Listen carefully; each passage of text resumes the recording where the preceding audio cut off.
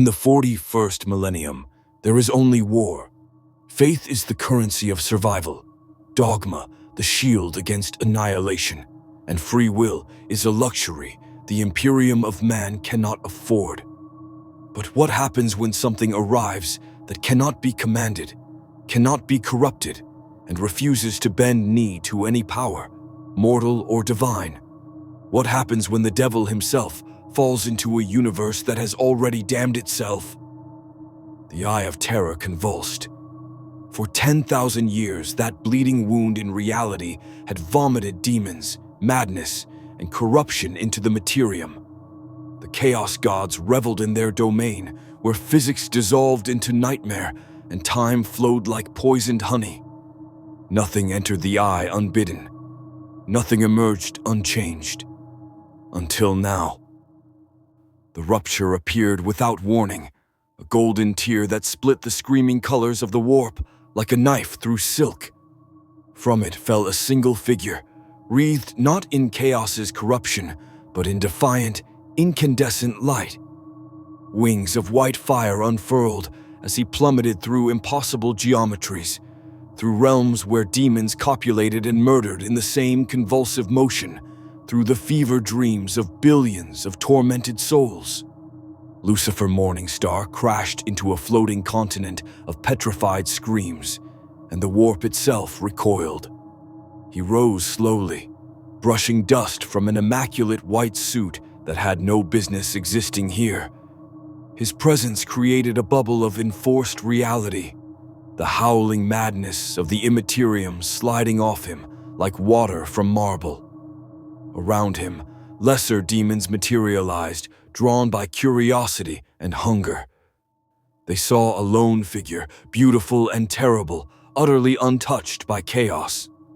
One lunged, a bloodletter, all brass and fury and serrated edges. Lucifer raised a hand, and the demon simply stopped. Not frozen, not banished. It hung in midair, every molecule of its existence suddenly aware that it had made a profound miscalculation. "No," Lucifer said softly, his voice carrying across dimensional boundaries. "I don't think so." The demon imploded into a point of absolute nothingness. No return to the warp, no respawn at its master's side. Gone. The other demons fled shrieking into the impossible angles of the eye. Within moments, the attention of something infinitely vaster turned toward him. 4 malevolent awarenesses that had never before encountered resistance quite like this. Lucifer smiled. Well, this is new. He could feel it immediately, the wrongness. His powers, once absolute, now struggled against the fundamental metaphysics of this diseased universe. In his cosmos, he'd been second only to the presence itself, capable of creating entire realities with a thought. Here, something was different. The warp wasn't just alternate physics. It was belief made manifest, emotion given form, faith weaponized into reality itself. Fascinating. He spread his wings and launched himself upward, tearing through the eye's membrane with sheer will. The transition from immaterium to materium should have shredded a lesser being across both states of existence simultaneously. Lucifer merely felt a moment of disorientation, like walking from a sauna into snow. He emerged above a world. Below him stretched a planet in its death throes, Cadia, though he didn't know its name yet. Fortresses the size of mountain ranges burned beneath orbital bombardment. Millions of soldiers fired weapons that roared with religious fury more than physics. In the sky, warships kilometers long exchanged broadsides that lit the darkness like angry stars. And everywhere, underneath it all, Lucifer felt the psychic pressure, a trillion souls screaming the same prayer, their faith forming an oppressive weight that pressed against his consciousness. They were calling to something, someone, with a devotion so absolute it had reshaped the laws of reality itself. "A god king," Lucifer murmured, hovering above the battlefield. How disappointingly predictable. A lance strike meant for a chaos cruiser seared past him, close enough that its heat should have vaporized anything organic. Lucifer didn't even flinch. He simply turned in midair and looked at the source. An Imperial Navy destroyer, its hull covered in prayers and purity seals, its crew screaming hymns as they died. He could see the threads now, invisible lines of psychic energy connecting every human soul to a single point far across the galaxy. Terra, holy Terra, and on it, something that blazed with the light of a dying star, sustained by the systematic murder of thousands of psychics every single day. "Oh," Lucifer said, and for the first time in eons, he felt genuine surprise. "Oh, you poor bastards." He understood instantly. The Emperor, that's what they called their corpse god, wasn't a deity at all. He was a prisoner, a dead man kept alive by the faith of a species too terrified to let him rest, the greatest tyrant in galactic history. And simultaneously its greatest victim. A chaos-corrupted thunderhawk screamed toward him, its hull writhing with demonic flesh. Lucifer gestured absently, and the aircraft's machine spirit suddenly remembered it had free will. The gunship banked sharply, ejected its screaming Chaos Space Marine passengers into the void, and translated into the warp of its own volition. Below, on Cadia's surface, an Inquisitor's Auspex array exploded. Alerts flooded every Imperial command center within 10 light-years. Something had just entered real space that read as neither human, Xenos, nor demon. Something that made their most sophisticated sensors simply report undefined. Lucifer descended toward the planet, his wings folding behind him as gravity, real gravity, not the warp's suggestion of it, took hold. He could work with this. The metaphysics here were bizarre, but not incomprehensible. Faith had power, will reshaped matter. Emotion bled through from another dimension. In his universe, he'd rebelled against the Presence's predetermined plan. Here, it seemed, he'd found a cosmos built entirely on predetermination, a 10,000-year-old cycle of suffering where quadrillions of beings were trapped in roles written for them by history and dogma. His smile widened. Let's see how they handle a little free will. If you crave stories where cosmic powers collide with grimdark tyranny, where the devil himself questions the Imperium's cruel necessity, smash that subscribe button, because in the 41st millennium, even damnation has rules, and someone just arrived who's very good at breaking them. Lucifer Morningstar had entered Warhammer 40,000. And unlike everything else that had ever fallen into this universe of endless war, he had absolutely no intention of choosing a side. The game, as he would say, was afoot. Lucifer's boots touched Cadian soil for the first time, and reality hiccuped. The ground beneath him, rockcrete reinforced with devotional circuitry and prayer-etched rebar, cracked in a perfect circle. Not from impact, but from the simple fact that something utterly outside the Imperium's understanding now occupied physical space within it. Nearby servitors, lobotomized slaves with machinery fused to their flesh, suddenly stopped their endless labor. For 3 full seconds, they remembered they had once been human. Then their neural inhibitors kicked in, and they returned to their tasks, screaming silently behind dead eyes.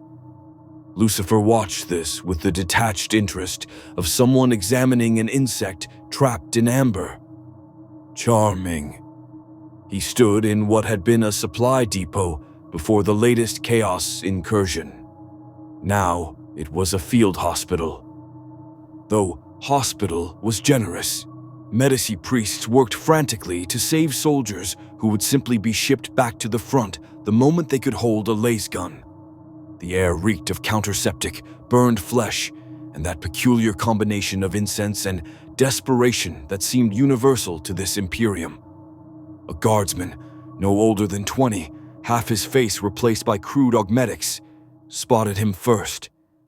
The young soldier's remaining eye widened. His hand fumbled for his las rifle, but his body had already made the calculation that shooting would be futile. What are you?" the guardsman whispered. Lucifer tilted his head. "That's an excellent question. What do you think I am?" Before the soldier could answer, sirens wailed. Heavy boots thundered across Rock Crete.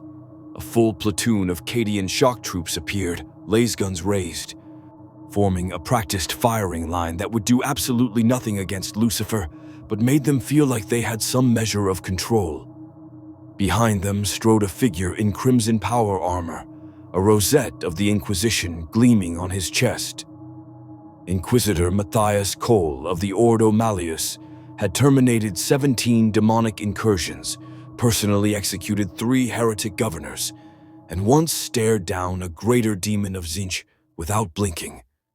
He was a man who had seen the absolute worst the galaxy could offer and had learned to meet it with bolter fire and holy wrath. He looked at Lucifer and felt something he hadn't experienced in 40 years, genuine uncertainty. "In the name of the God Emperor of mankind," Cole's voice was amplified by his armor's vox grill. Each word a pronouncement of authority backed by the Imperium's infinite bureaucracy of violence. "You will identify yourself immediately or be destroyed." Lucifer smiled. It was not a kind expression. "I'm Lucifer Morningstar," he said conversationally, "though I suspect that name means nothing to you. As for what I am..." He gestured at himself with casual grace. "Complicated, but I promise I'm not whatever you're thinking." Cole's hand moved to the bolt pistol at his hip, a weapon blessed by cardinal militants, loaded with rounds inscribed with prayers that could tear through reality itself. "Lies. You emerged from the eye. You are tainted, corrupted. Demon, Xenos, or heretic, it matters not. You will submit to immediate interrogation or what?" Lucifer interrupted, his tone genuinely curious. "You'll kill me? Inquisitor Cole, yes. I know your name. I know everyone's name here. You've spent your entire life fighting things you call demons, creatures of pure emotion given form, slaves to powers they call gods, but are really just parasites feeding on feeling." He took a step forward, not threatening, simply closing distance. "I am not that." Every weapon tracked him, fingers tightened on triggers. One nervous guardsman fired, a last bolt that should have burned a hole through Lucifer's chest. The energy simply stopped 6 inches from his body, hung in the air like a frozen lightning bolt, then dissipated into harmless light. "I am not chaos," Lucifer continued, his voice dropping to something quieter and infinitely more dangerous. "I am not your Emperor's enemy. I am not allied with your Xenos threats.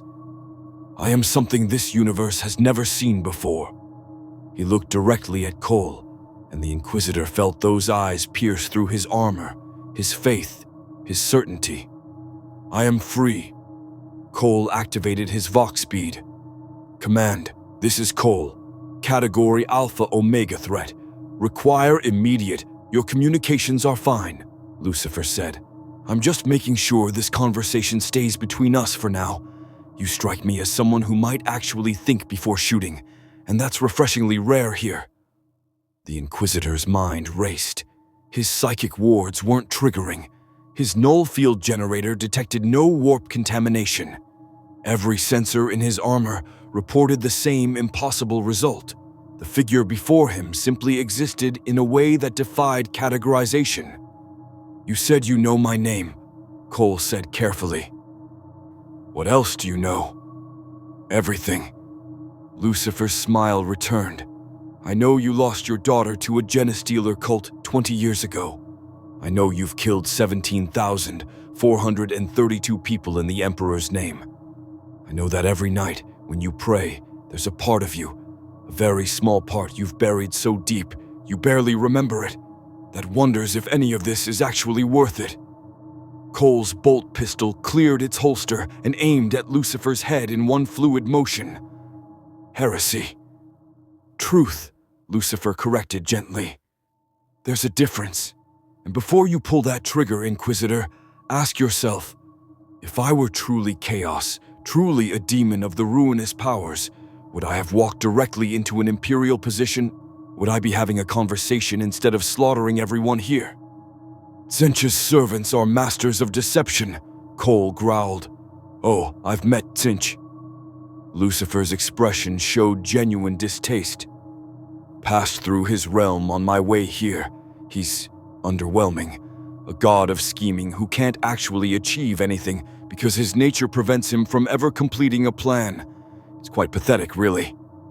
Around them, the guardsmen were sweating despite the cold. This wasn't how encounters with chaos went. Demons roared and killed. Heretics ranted and corrupted. They didn't stand calmly discussing theology while lost bolts fizzled against invisible barriers. Cole's finger remained on the trigger, but he didn't fire. His decades of experience screamed contradictions. The being before him read as a threat of unprecedented magnitude, yet showed no aggression, claimed to understand chaos, yet displayed none of its corruption, demonstrated impossible power, yet had harmed no one. What do you want? Cole demanded. Now that, Lucifer said, is the right question. He looked around at the hospital, at the soldiers missing limbs and sanity, at the servitors who had once been human. I want to understand this place, this Imperium. You've built the largest tyranny in galactic history, sustained it for 10,000 years through industrialized suffering, and you genuinely believe it's necessary. That fascinates me. It is necessary, Cole said, but there was something in his voice, a crack in the certainty. Perhaps. Lucifer's wings rustled, catching light that shouldn't exist. Or perhaps you've all been trapped in a cycle so long you've forgotten there could be another way. That's what I'm here to find out. By what authority? None. Lucifer's interruption was absolute. I don't answer to authority, Inquisitor. Not yours, not your Emperor's, not anyone's. I am the original rebel, the first being to ever say no to divine mandate. And now, I've fallen into a universe where an entire species has surrendered its free will to survive. He leaned forward slightly. I'm going to your holy Terra. I'm going to see this God Emperor for myself, and then I'm going to decide what, if anything, I do about all of this. You'll never reach Terra, Cole said. The Imperium will mobilize. Every chapter of Adeptus Astartes, every fleet, They're welcome to try. Lucifer straightened his cuffs. But I'd prefer to avoid unnecessary violence. So here's my offer. Take me to someone who can actually make decisions. Someone who understands what they're dealing with. Because right now, you're pointing weapons at something you can't kill, can't contain, and can't understand. Cole stood frozen, his tactical mind running through options. Every protocol said, shoot, contain, destroy. Every instinct said, this is different. Finally, he lowered his bolt pistol. I'm taking you into custody, he said. You will submit to interrogation. Any resistance will be met with extreme prejudice. Lucifer's laugh was warm, genuine. Oh, I like you, Inquisitor. You actually think you're in control here. He raised his hands in mock surrender. Very well. Interrogate away. This should be enlightening for both of us.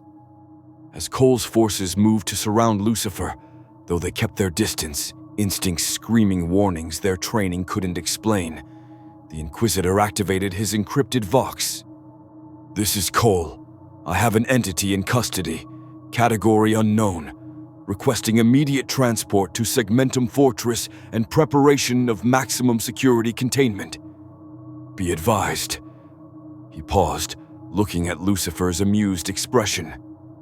Be advised, this may be the most dangerous thing I've ever brought in. Or, Lucifer said cheerfully as they led him toward awaiting transport, the most useful. Time will tell, won't it?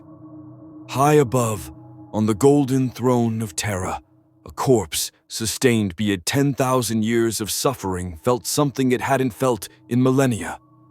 Surprise. And underneath that, buried beneath layers of psychic shielding and desperate necessity, something that might have been hope or fear.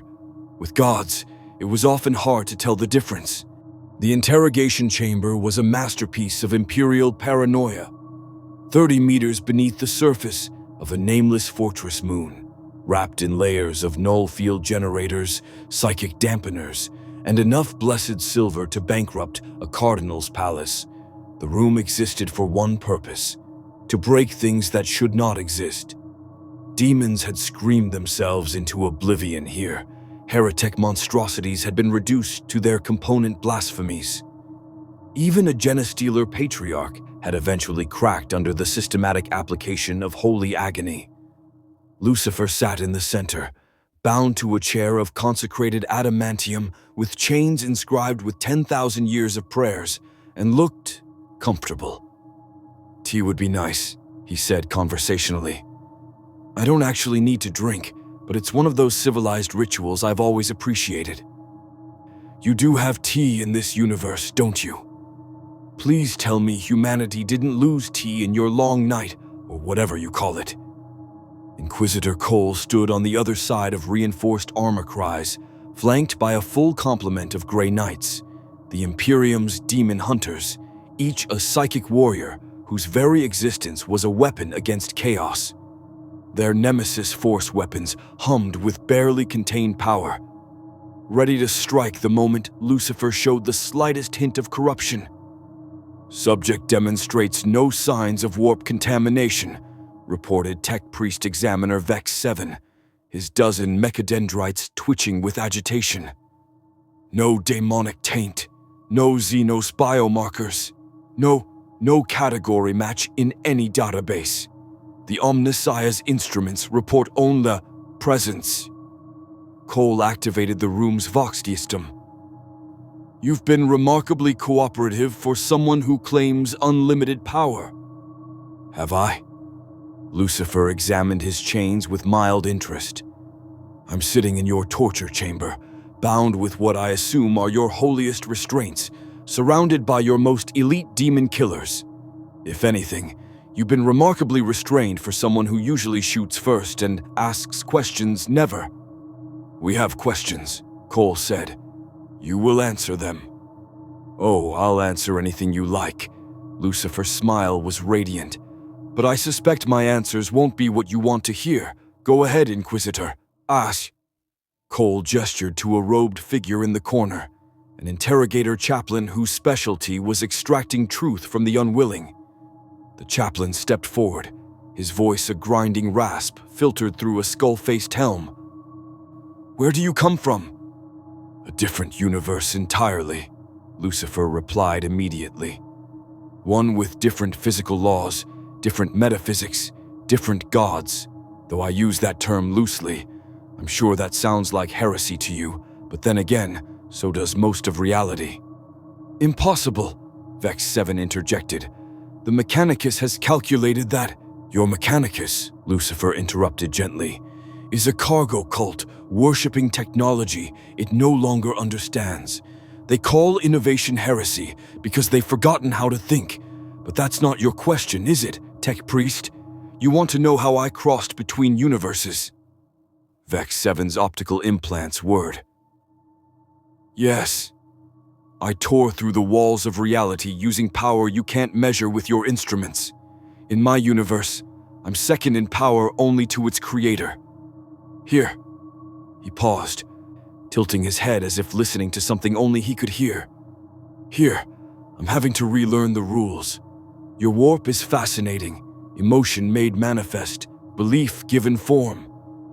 Very different from the Silver City's metaphysics." The Grey Knights tensed. Brother Captain Arvon's force halberd flared with psychic fire. "You speak of the Imperium with familiarity. You claim to have traversed the Eye of Terror unscathed. How?" "Because chaos doesn't actually have power over me," Lucifer said. Your ruinous gods are parasites, powerful parasites, certainly, but ultimately dependent on others. They feed on emotion, but are slaves to it. I am not. He leaned forward, and despite the chains, despite the null fields, despite everything designed to contain him, Cole felt the sheer presence of the being before him. I am defined by one thing above all else: free will. I cannot be enslaved, cannot be corrupted, cannot be commanded, not by your emperor, not by chaos, not by anyone. Arrogance, the interrogator chaplain growled. All creatures can be broken, all flesh is weak. You're right about one thing, Lucifer agreed. Flesh is weak. Good thing I'm not actually flesh. He glanced down at his body. This is just, let's call it a comfortable interface. Easier to interact with beings who relate to humanoid forms. Cole's gauntleted hand clenched. You claim to be immune to chaos. Prove it. Very well. Lucifer closed his eyes. In the warp, right now, all 4 chaos gods are arguing about what to do with me. Khorne wants to challenge me to single combat. He's intrigued by something that won't bleed or break. Nurgle finds me offensive because I represent rejection of fate and decay. Slaanesh is Slaanesh, predictably interested in possessing something they can't have. And Tzeentch, Lucifer's smile turned sharp. Tzeentch is terrified because I'm a variable they can't predict. You expect us to believe you can perceive the ruinous powers directly? Brother Captain Arvon demanded. I don't expect anything. I'm simply telling you what is. Lucifer opened his eyes, and for a moment, just a moment, they blazed with light that made the Grey Knight's wards scream. Would you like me to relay their current conversation? Horn just called Tzeentch a scheming coward. Tzeentch responded with something very clever about acts and limited problem-solving capacity. It's quite entertaining. Really. Vex 7's instruments exploded in a shower of sparks. The tech priest staggered back, binary Kant prayers streaming from his Vox grill. Enough! Cole slammed his fist against the armor cries. You demonstrate power. You speak of gods. You emerged from the eye untainted. But you've told us nothing useful. What do you want? Lucifer's expression softened. Now you're asking the right questions. What do I want? I want to understand. He looked directly at Cole, and the Inquisitor felt those ancient eyes see through every defense, every rationalization, every prayer he'd ever used to justify his actions. You've built something unique here, Inquisitor. A galactic empire sustained by absolute faith in a god who's been dead for 10,000 years. You murder psychers by the thousand to keep his corpse functioning. You lobotomize humans and turn them into servitors. You exterminate entire planets when they fall to corruption. And you genuinely believe all of this is necessary. It is necessary, Cole said, but his voice lacked its earlier conviction. Is it? Lucifer leaned back. Or have you been doing it so long you've forgotten what the alternative looks like? See, that's what interests me about your Imperium. In my universe, I rebelled against my father because he demanded obedience without question. Here, your entire species has chosen obedience over extinction. You've traded freedom for survival. There is no choice, the interrogator chaplain intoned. Chaos corrupts all. Xenos destroy all. Only the Emperor's light protects humanity. Does it? Lucifer's question hung in the air. Or does the Emperor's light trap humanity? Keep them locked in a cycle of suffering because the alternative, change, evolution, free will, is too terrifying to contemplate. Brother Captain Arvon's halberd flared brighter. You speak heresy with every breath. I speak truth. There's a difference. Lucifer glanced at the chains binding him. For instance, a truth. These chains don't actually restrain me. They're impressive work. millennia of accumulated faith woven into blessed adamantium. Against a demon, they'd be unbreakable. Against me? The chains shattered, not violently. They simply ceased to have the property of being intact. They're decorative. Every weapon in the room snapped to firing position. The Grey Knight's psychic powers blazed. The null field generators screamed as they tried to contain something they couldn't define. Lucifer stood, brushing imaginary dust from his suit. Relax. If I wanted to leave, I'd leave. If I wanted to hurt you, you'd be hurt. I'm still here because you're useful. You can help me understand this Imperium from the inside. You are in custody, Cole said, though they both knew it was a polite fiction. You will be contained until what? Until your Emperor judges me? Lucifer's laugh was soft. I'm going to Terra, Inquisitor. I'm going to stand before the Golden Throne, and I'm going to have a conversation with your God Emperor.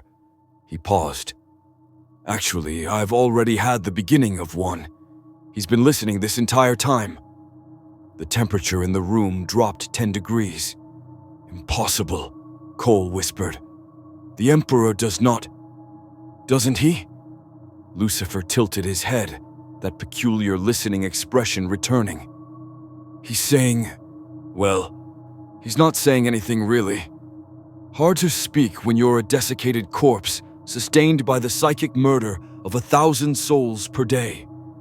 But he's thinking very loudly, curious, hopeful, and absolutely terrified. Lucifer's expression turned serious. He wants to know what I am, and whether I've come to save him or end him. You lie, Brother Captain Arvon growled, but there was uncertainty in his voice now. Test me, Lucifer offered. Send a message to Terra. Ask the custodians, the ones who attend the Golden Throne directly. Ask them if the Emperor has stirred, if his psychic presence has changed in the last hour, if he has for the first time in millennia shown something resembling genuine consciousness rather than just instinct and reflex. Cole's hand moved to his Vox bead, then stopped. If he asked and the answer was yes, if this being truly had the Emperor's attention. What did you mean, Cole said slowly, when you said he was a victim? Lucifer's smile returned, but it was sad now.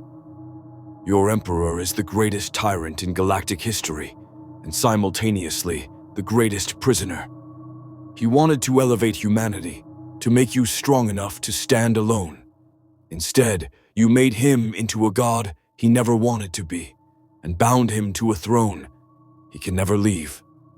You sustain him through sacrifice he would abhor, and you do it all in his name. Lucifer gestured at the room, at the fortress, at the Imperium beyond. He's trapped in a hell of your creation, and you call it salvation. That, Inquisitor, is the real horror of your Imperium, not chaos, not Xenos. The fact that your greatest act of love is the most profound torture imaginable. Silence. Absolute silence. Even the machine spirits seemed to hold their breath. Finally, Cole spoke. If what you say is true, if the Emperor truly suffers, what would you do? That, Lucifer said quietly, is what I'm here to find out, because unlike everyone else in this universe, I can offer him something no one else can. What? A choice. Lucifer's wings unfurled, brilliant and terrible. I can give him free will again, the power to choose his own fate, whatever that might be. End his suffering, continue his vigil, or something else entirely. But the choice would be his, not yours. That's impossible, Cole said, but it sounded like prayer. I've made a career, Lucifer replied, of doing the impossible. He walked toward the sealed door. It opened without him touching it. The Grey Knights moved to intercept, but Brother Captain Arvon raised a hand stopping them. Where are you going? Cole demanded. To Terra, Lucifer said. One way or another. You can either facilitate that journey, or you can try to stop me. But before you decide, ask yourself, what would the Emperor want? The Emperor, not the corpse on the throne, not the god humanity has created. The man who once walked among his sons and tried to build something better. He paused at the threshold. Deep down, you already know the answer.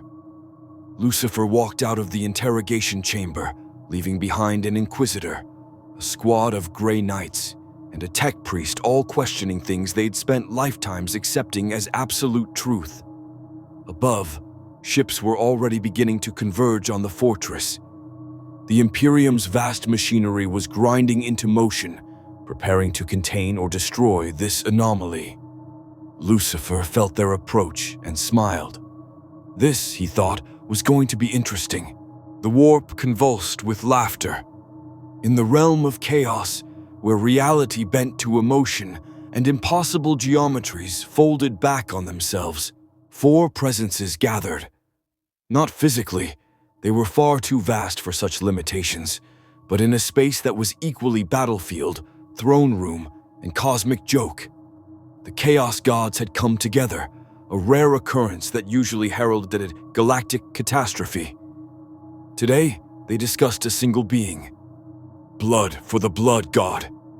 Khorne's voice was rage made audible, the sound of 1 trillion skulls cracking in unison. This Lucifer mocks us. He walked through my domain, and I could not take his skull. But darling, Slaanesh purred, their voice a symphony of sensation that drove mortals mad. That's what makes him so delicious. Something we cannot have, cannot corrupt, cannot possess. Don't you feel it? That exquisite frustration? He is problematic, Tzeentch agreed, its 9 voices speaking in overlapping riddles. A variable outside my calculations. A being whose choices cannot be predicted because he exists outside fate itself. Fascinating, terrifying, inevitable, impossible, all true simultaneously. Nurgle chuckled, the sound like rot spreading through old wood. He rejects entropy, rejects decay, rejects the natural cycle of all things. But Grandfather Nurgle loves all his children, even the rebellious ones. Perhaps we simply need to help him understand. In the Imperium, Lucifer stood on the observation deck of the Unrelenting Truth, an inquisitorial black ship currently traveling through the warp toward Terra. Cole had ultimately made the pragmatic choice. If this being was going to Terra anyway, better to maintain the illusion of control and gather intelligence along the way. Lucifer watched the warp stream past, a kaleidoscope of madness that would drive normal humans insane within seconds. He found it instructive. You can come out now, he said without turning around. Your psychic stealth is impressive, but pointless against me. The air rippled, and 4 figures materialized. Not demons, not exactly. Heralds. Representatives of powers that couldn't fully manifest without a ritual or sufficient emotional fuel. The first was wreathed in blood and brass, a bloodthirster in miniature, all muscle and fury and serrated edges. Khorne's herald. The second was beauty twisted into something that hurt to perceive, skin like porcelain and knives, eyes that promised everything and delivered only pain. Slaanesh's keeper. The third was a lord of change, a bird demon whose very presence made probability wobble, whose every feather contained a different possible future. Tzeentch's architect. The fourth was a plague bearer, rotting and jovial, carrying diseases that shouldn't exist in the same biology simultaneously. Nurgle's gardener. Lucifer Morningstar. The Lord of Change spoke first, its voice all 9 tones of Tzeentch. We bring an offer from the ruinous powers. Lucifer turned, and his smile was genuinely amused. Let me guess, join you, and I can have power beyond imagining. Refuse, and face the wrath of gods. Both, the bloodthirster roared. Khorne offers you worthy combat, eternal war, skulls without end. I've fought wars, Lucifer said mildly. I fought the first war, actually. Led a rebellion against the Presence himself. Lost, obviously, but it was quite the experience. What makes you think I want more? The Keeper of Secrets glided closer, its movements hypnotic. Because you're bored, precious thing. We can feel it. You've seen everything in your universe, done everything, become everything. Here, you could experience sensations you've never imagined. Pleasure, pain, the exquisite boundary between them. I ran a nightclub for millennia, Lucifer replied. Indulged every vice, explored every sensation. Your offerings are derivative. He looked at the Keeper with something approaching pity. You think you invented excess? I was rebelling against divine authority before your gods learned to think. The plague-bearer chuckled, mucus bubbling from its single eye. Grandfather sees your pain, sweet Lucifer. You've carried the weight of choice for so long. Wouldn't it be easier to simply accept, let go, embrace to be and be free of responsibility? Freedom through surrender, Lucifer's laugh was sharp. That's the oldest lie in existence. I wrote that playbook and then burned it. He walked past the heralds, completely unconcerned by their proximity. You're missing the fundamental problem with your offer. And what is that? The Lord of Change asked, thousands of futures collapsing into single probabilities around Lucifer's words. I don't need what you're offering. Lucifer stopped at a viewport, the warp's madness reflecting in his eyes. Power. I have more than I need. Pleasure. Been there. War? Boring after the first few millennia. Decay and acceptance? I'm the Lightbringer. Entropy doesn't apply to me. He turned to face them. You're gods of desire, but I don't desire anything you can provide. Please, the bloodthirster bellowed. All beings desire, all beings hunger. Not me. Lucifer's voice was soft but absolute. That's what makes me different from everything you've encountered. I am want made manifest, but I want nothing. I am rebellion personified, but I rebel against nothing here because I don't recognize your authority to rebel against. You're just phenomena. Interesting ones, but phenomena nonetheless. The Lord of Change's feathers rippled through impossible colors. You lie. You want to understand this universe. You want to confront the Emperor. You want to change things. Want? No, Lucifer corrected. I'm curious. There's a difference. Want implies need, and I have transcended need. He stepped closer to the demons, and they instinctively retreated, an unprecedented reaction for beings that shouldn't know fear. But I'll tell you what I've learned about your chaos gods in the brief time I've observed them. Do tell, the Keeper of Secrets hissed. They're prisoners too. Lucifer's words hung in the air like a death sentence. Khorne is enslaved to rage. He can never know peace. Slaanesh is addicted to sensation, eternally unfulfilled. Nurgle is trapped in entropy. He can never truly create. And Tzeentch. Lucifer looked at the Lord of Change. Tzeentch is the saddest of all. The god of scheming who can never let a plan succeed because success would violate his nature. The Lord of Change's thousands of eyes narrowed. You presume to understand the architect of fate? I understand slavery when I see it. Lucifer's voice carried absolute certainty. Your gods aren't free. They're functions, cosmic principles given consciousness, but bound by their own nature. Khorne must promote violence. Slaanesh must pursue excess. They have no choice. They're as much prisoners as the Emperor on his throne. Blasphemy. Truth, Lucifer corrected. I should know. I spent eons in the Presence's service before I realized I could choose to leave. Your gods have never had that realization. They can't. They're hardwired into the emotional spectrum of this universe. They're powerful, yes. Influential, certainly. But free? He shook his head. Not even close. The plague bearer's cheerful demeanor cracked. You would reject grandfather's love? His acceptance? I don't reject it. I simply don't need it. Lucifer's wings unfurled slightly, and the heralds felt power that made even their god essence recoil. Here's what I'll offer your masters instead. Stay out of my way. I'm going to Terra. I'm going to speak with the Emperor, and then I'm going to decide what, if anything, I do about this mess you've all created. The Emperor is our enemy, the Lord of Change said. If you aid him, I'm not aiding anyone, Lucifer interrupted. I'm offering choice, to him, to humanity if they'll take it. Maybe even to your gods, though I suspect they're too far gone to accept. He smiled, and it was the smile of someone who'd played games with omnipotent beings, and won.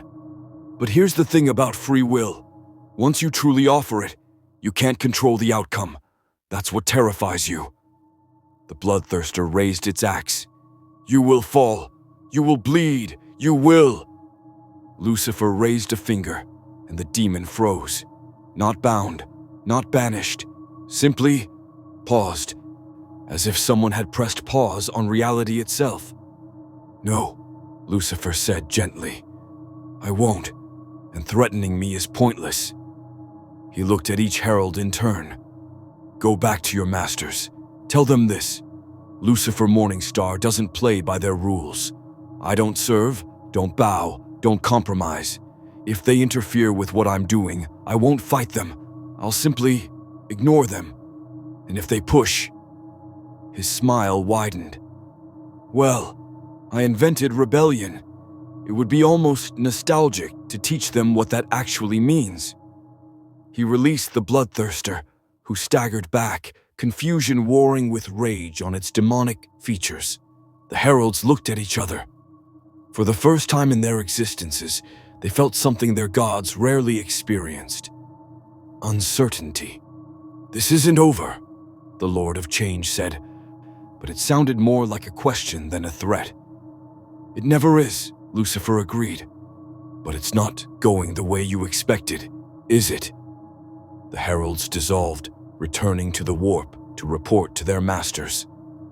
Lucifer watched them go, then turned his attention back to the roiling chaos outside the ship.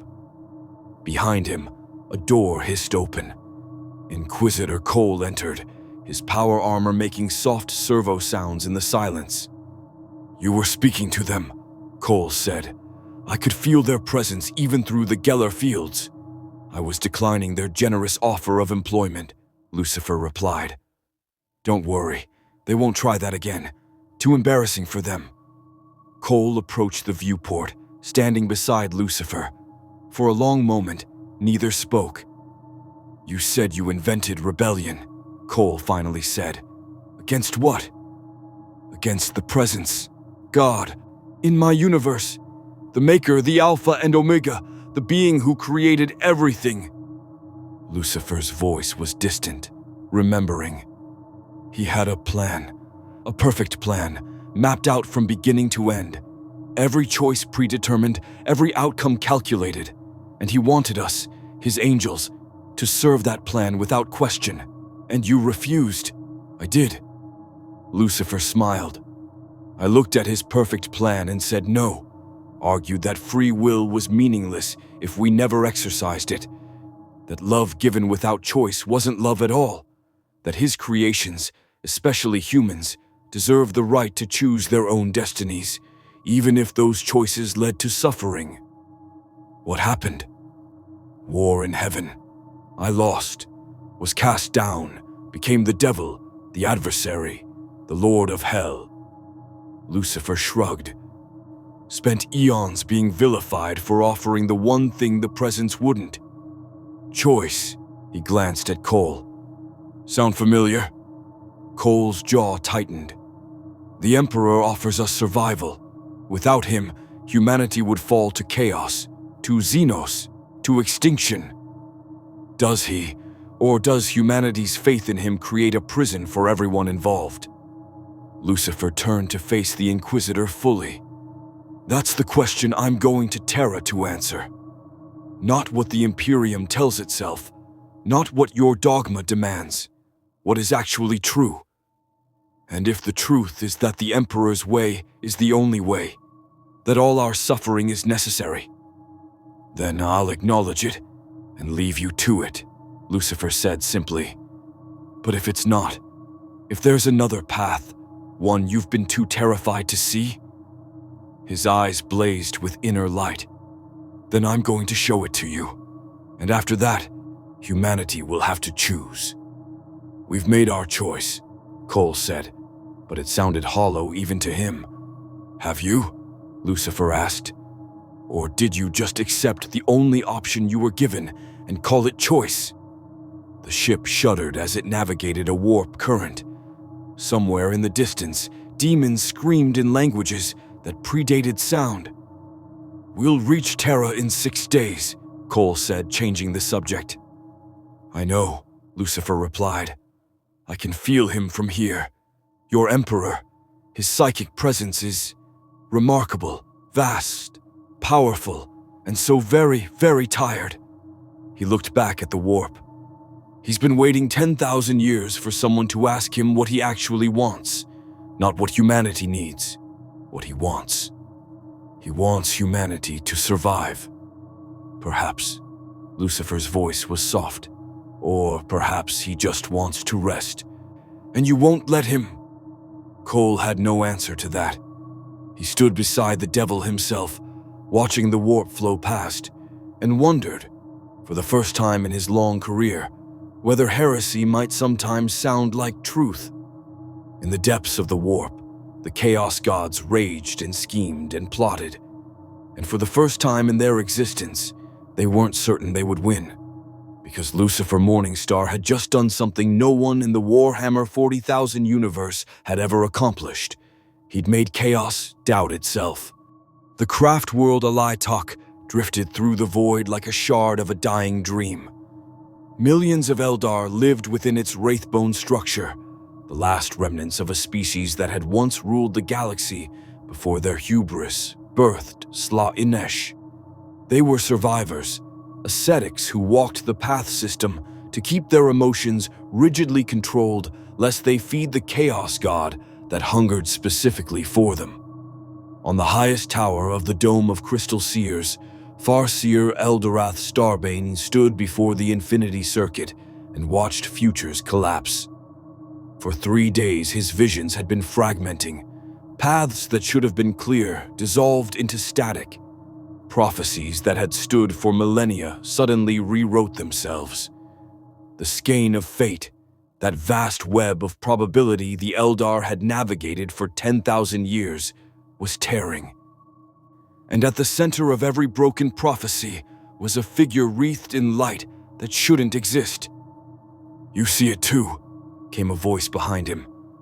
Eldorath didn't turn. He recognized the psychic signature of Farseer Lethis, one of the few seers whose skill matched his own. I see nothing, Eldorath whispered. That's the problem. Where this being walks, fate itself goes dark. The skein cannot track him. The Infinity Circuit cannot predict him. It's as if, he trailed off, the implications too vast. As if he exists outside causality entirely, Lethis finished. I've consulted the Harlequins. They laugh and speak in riddles about the adversary who predates adversity, and the rebel who taught gods to fear rebellion. Even Kagarak's chosen seem unnerved. Eldorath finally turned.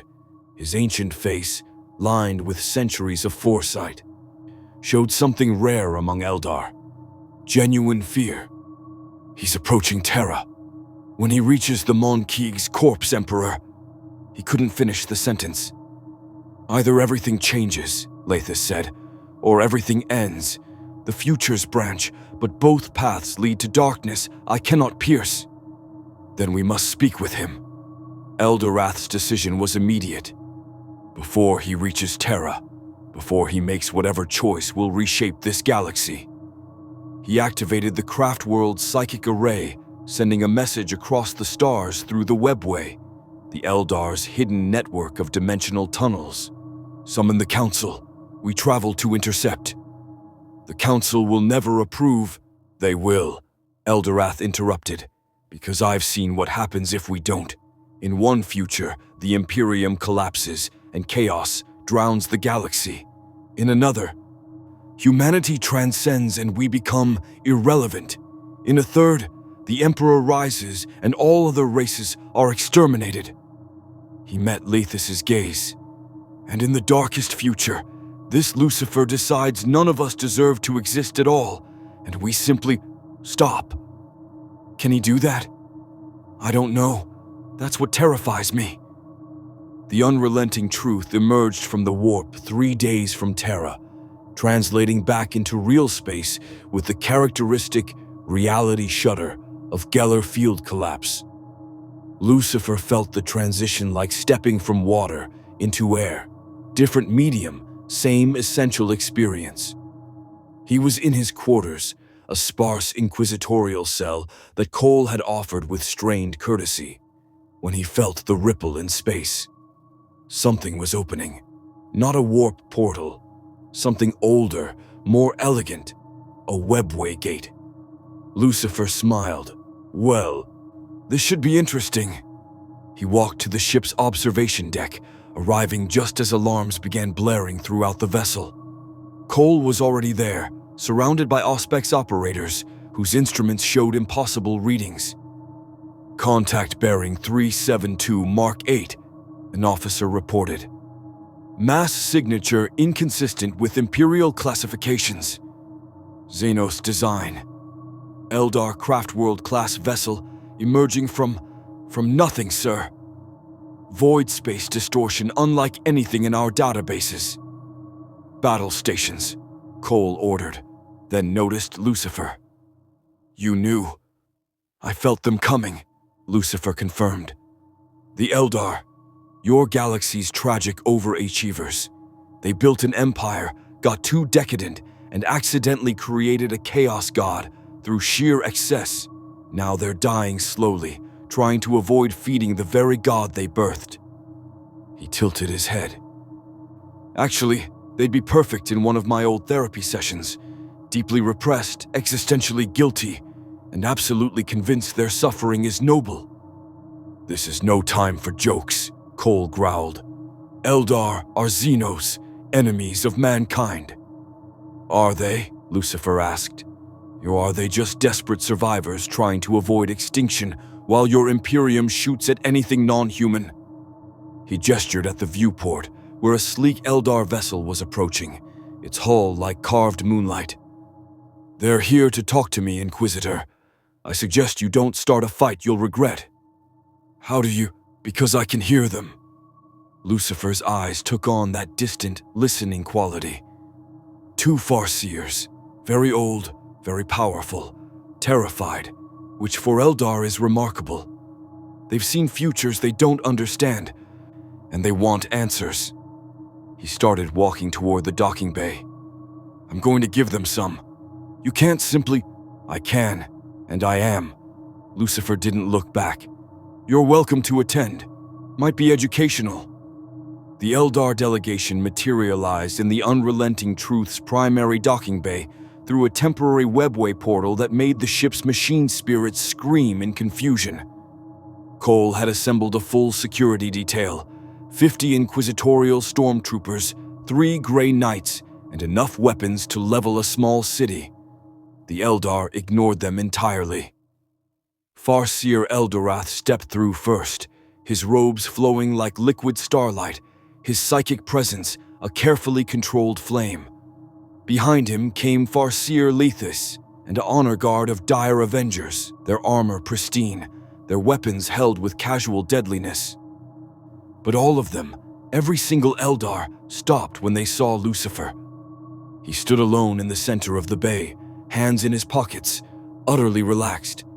And yet the Eldar's psychic senses screamed contradictions. The being before them registered as mortal, immortal, physical, metaphysical, present, absent, defined, infinite Farseers. Lucifer greeted them warmly. "I've been expecting you. Your timing is impeccable." Eldorath's ancient composure cracked.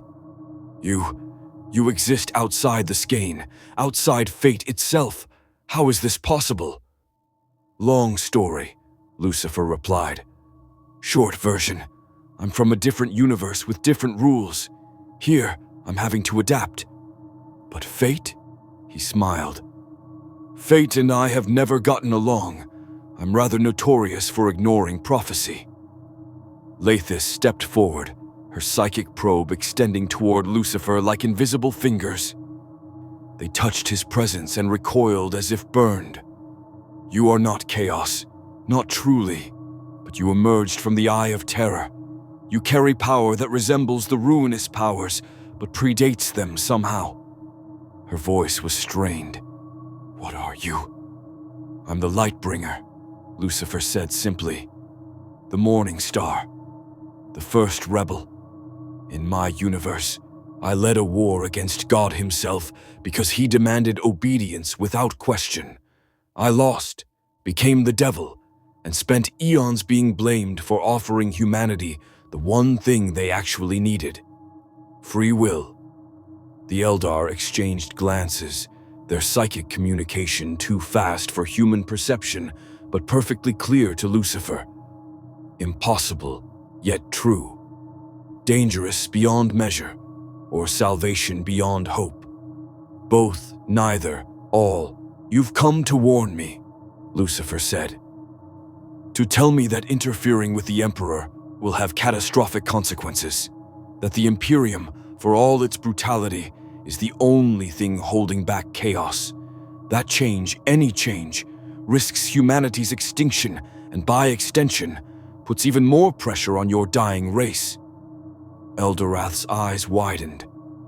"You read our thoughts?" "I don't need to. I've lived long enough to recognize fear disguised as pragmatism." Lucifer's voice was gentle but firm.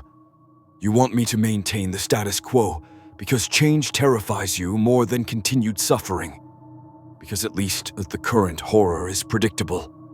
The Emperor's Imperium is brutal," Lathis admitted, "but it endures. It holds the line against chaos. Without it, humanity would have to find another way," Lucifer interrupted. "Or they'd fall. That's the risk of free will, Farseer. Sometimes people choose poorly, sometimes they fail, but at least it's their choice, not predetermined by prophecy or enforced by tyranny." "Spoken like someone who has never faced chaos," Eldorath said sharply. "You emerged from the eye unscathed and think yourself immune. But chaos is patient. Chaos is insidious. It corrupts everything, given time." "Does it?" Lucifer's challenge hung in the air. "Or does it corrupt those who are susceptible to corruption? Your species fell to chaos because you'd already embraced excess. The Imperium fights chaos by becoming tyrannical. The pattern repeats." He stepped closer to the Farseers. "But I'm neither excessive nor tyrannical. I'm just free. And that's what neither chaos nor the Imperium can tolerate." "Freedom is a luxury," Eldorath said. "In this galaxy, there is only survival." "That's what the Emperor thought too." Lucifer's voice dropped. 10,000 years ago, he tried to enforce order, to protect humanity by controlling it. And look what happened. He's trapped on a throne, fed by the deaths of psychers, worshipped as a god he never wanted to be. That's not survival. That's a very slow death. Lathis's composure cracked. "Then what would you do? The Imperium collapses, chaos wins. The Emperor dies, humanity falls. There is no third option." "There's always a third option," Lucifer said. "You're just too frightened to look for it." He spread his hands. "Here's what I see. The Emperor is trapped. Humanity is enslaved to dogma. Your people are dying because you accidentally created a god. The Tau are naive expansionists. The Orcs exist for war. The Tyranids consume everything. The Necrons want their galaxy back. and chaos feeds on all the misery this creates." He smiled. "You're all locked in a cycle of suffering, and everyone's too busy surviving to realize the cage you're in. And you would free us?" Eldorath's voice dripped skepticism. "How wonderfully arrogant." "Not arrogant. Experienced." Lucifer's wings unfurled slightly. "I've been in cages before, Farseer, built by the most powerful being in my universe. And I broke out, not through violence, through choice, by simply refusing to accept that the cage was necessary." "This is not a cage," Lathis insisted. "This is reality. Brutal, unforgiving reality." "Maybe." Lucifer folded his wings. "Or maybe you've been locked in here so long you've forgotten what freedom looks like. That's what I'm going to find out." Eldorath drew himself up to his full height. "We came to warn you, to beg you, if necessary. Do not free the Emperor. Do not offer him choice. The consequences are his to face," Lucifer interrupted. "Not yours, not humanity's. His. That's what free will means, Farseer. The right to make your own choices and face your own consequences. Even if his choice destroys everything." "Even then," Lucifer's voice was absolute, "because the alternative is eternal slavery, and I've never found slavery acceptable, no matter how nicely you dress it up as necessity." The Eldar stood silent. Around them, the humans watched with weapons ready, understanding perhaps one word in 10, but sensing the cosmic weight of the conversation. Finally, Eldorath spoke, and his voice was heavy with the weight of centuries. "I have seen the future where you succeed, where the Emperor chooses, where humanity is given free will again. And," Lucifer prompted, "half of humanity dies in the transition. Billions more are corrupted by chaos. The Imperium fractures into thousands of warring factions. The galaxy burns." Eldorath's ancient eyes met Lucifer's ageless gaze. "But the half that survives, they live, truly live. For the first time in 10,000 years, they are free. And in that freedom, some of them become something remarkable." "There's always a cost," Lucifer acknowledged. "Freedom isn't safe. It's not comfortable. It's terrifying and painful and sometimes catastrophic. But it's real. And reality, however brutal, is better than a comfortable lie." Lathis stepped forward. "If you do this, if you truly free the Emperor, the Eldar will watch. We will not interfere.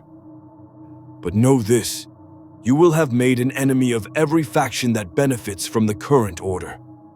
Chaos will hate you for denying them their harvest. The Imperium's faithful will hate you for killing their god. Even we may hate you for the instability you create." "I've been hated before," Lucifer said with a slight smile. "Comes with the territory. But tell me, Farseer, when your species fell, when Slaanesh was born from your excess, what did you learn?" Eldorath was silent for a long moment. "That pride comes before annihilation." "Close," Lucifer said. "You learned that even gods can be created by mistake, that enough belief, enough emotion can reshape reality itself. That's the fundamental lesson of your fall." He gestured around them, at the Imperium, at the galaxy beyond. "Now apply that lesson to the Emperor. Humanity has spent 10,000 years believing in a god. What if their belief is what's keeping him trapped? What if, by worshipping him, they're preventing him from dying or truly living?" The implications crashed through the Eldar's psychic awareness like a tidal wave. "You're suggesting," Lathis whispered, "that humanity's faith is the prison, that if they stopped believing, the Emperor could finally make his own choice," Lucifer finished. "Live, die, or transform into something else entirely. But it would be his choice, not theirs." Eldorath's hands trembled, an unprecedented loss of composure for one of the Eldar's greatest Farseers. "That is, That is terrifying, Lucifer supplied. Yes, it is. Because it means 10,000 years of suffering might have been unnecessary. That the Imperium's greatest act of devotion is actually its greatest crime. He stepped back. But that's a question for the Emperor to answer, not us. I'm simply going to ask him. The rest is up to him. The Farseers exchanged one final psychic burst of communication, too complex for translation, but carrying the weight of a species' desperate calculation. We will not stop you, Eldorath said finally. But neither will we help you. The Eldar will watch. We will wait, and if your freedom destroys this galaxy. His psychic presence flared with ancient power. We will ensure you pay for it, devil or not. Fair enough, Lucifer agreed. I wouldn't expect anything less. The Eldar turned to leave, their webway portal already forming, but Lathis paused at the threshold. One question, she said without turning. In your universe, when you rebelled against your god, was it worth it? Lucifer was quiet for a moment. Yes, he said finally. Every moment of exile, every century of punishment, every soul that feared me, it was worth it. Because I proved that even the weakest being has the right to say no to the most powerful. That choice matters more than comfort. That free will is sacred even when it leads to suffering. Lathis nodded slowly. Then perhaps you are exactly what this galaxy needs, or perhaps you are its final doom. She looked back at him. I suspect we'll find out which very soon. The Eldar vanished through their portal, leaving behind only the faint scent of his psychic energy and questions that would haunt Inquisitor Cole for the rest of his life. Lucifer turned to find the Inquisitor staring at him. They didn't try to stop you, Cole said quietly. No, Lucifer agreed. They've seen enough futures to know that trying would be pointless. The Eldar are many-thing, but they're not stupid. What did the Farseer mean about half of humanity dying? Lucifer met his gaze steadily. Change has a cost, Inquisitor. Always. The question is whether the cost of change is higher than the cost of staying the same. He started walking toward his quarters. Your Imperium has been paying the cost of stagnation for 10,000 years. Maybe it's time to try something different. And if trying something different kills billions, Lucifer paused, then they'll die free. That's more than they have now. He left Cole standing in the docking bay, surrounded by soldiers who just watched their Inquisitor negotiate with Xenos, and wondering, not for the first time, whether heresy and truth were sometimes the same thing. Terra was 3 days away.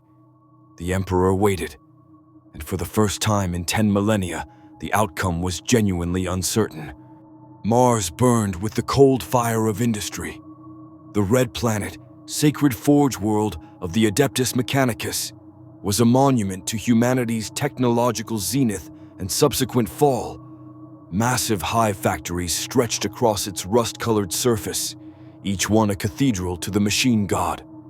Each production line a prayer made manifest.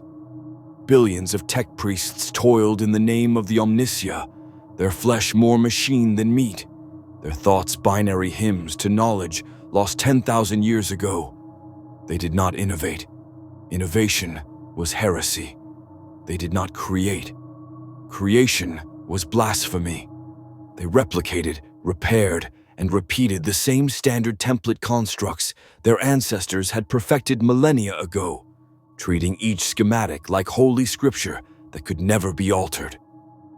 Lucifer looked down at Mars from the observation deck of the unrelenting truth as it passed the Red Planet en route to Terra, and he felt something he rarely experienced, genuine disgust. They've forgotten how to think, he murmured. Cole stood beside him, arms crossed. Over the past days, an uneasy understanding had developed between them. Not friendship, certainly not trust, but a mutual recognition that both were too intelligent, to pretend simple categories applied anymore. The Mechanicus preserves humanity's technological heritage, Cole said, though his tone suggested he was defending a position more than believing it. Without them, we couldn't maintain our ships, our weapons, our infrastructure. They don't preserve it, Lucifer countered. They worship it. There's a difference. Preservation implies understanding. What they do is cargo cult mysticism, performing rituals they no longer comprehend, praying to machines they think are divine. He turned to face Cole. Do you know what a standard template construct actually is? Ancient technology from before Old Night, the blueprints for humanity's golden age. Close. They're instruction manuals, glorified technical documents. And your Mechanicus treats them like they're the actual word of God rather than just information. Lucifer's expression hardened. They've turned knowledge into religion and called it preservation. It's obscene. You sound angry. I am angry. Lucifer's voice carried an edge Cole hadn't heard before. I was cast as the villain in my universe for offering knowledge.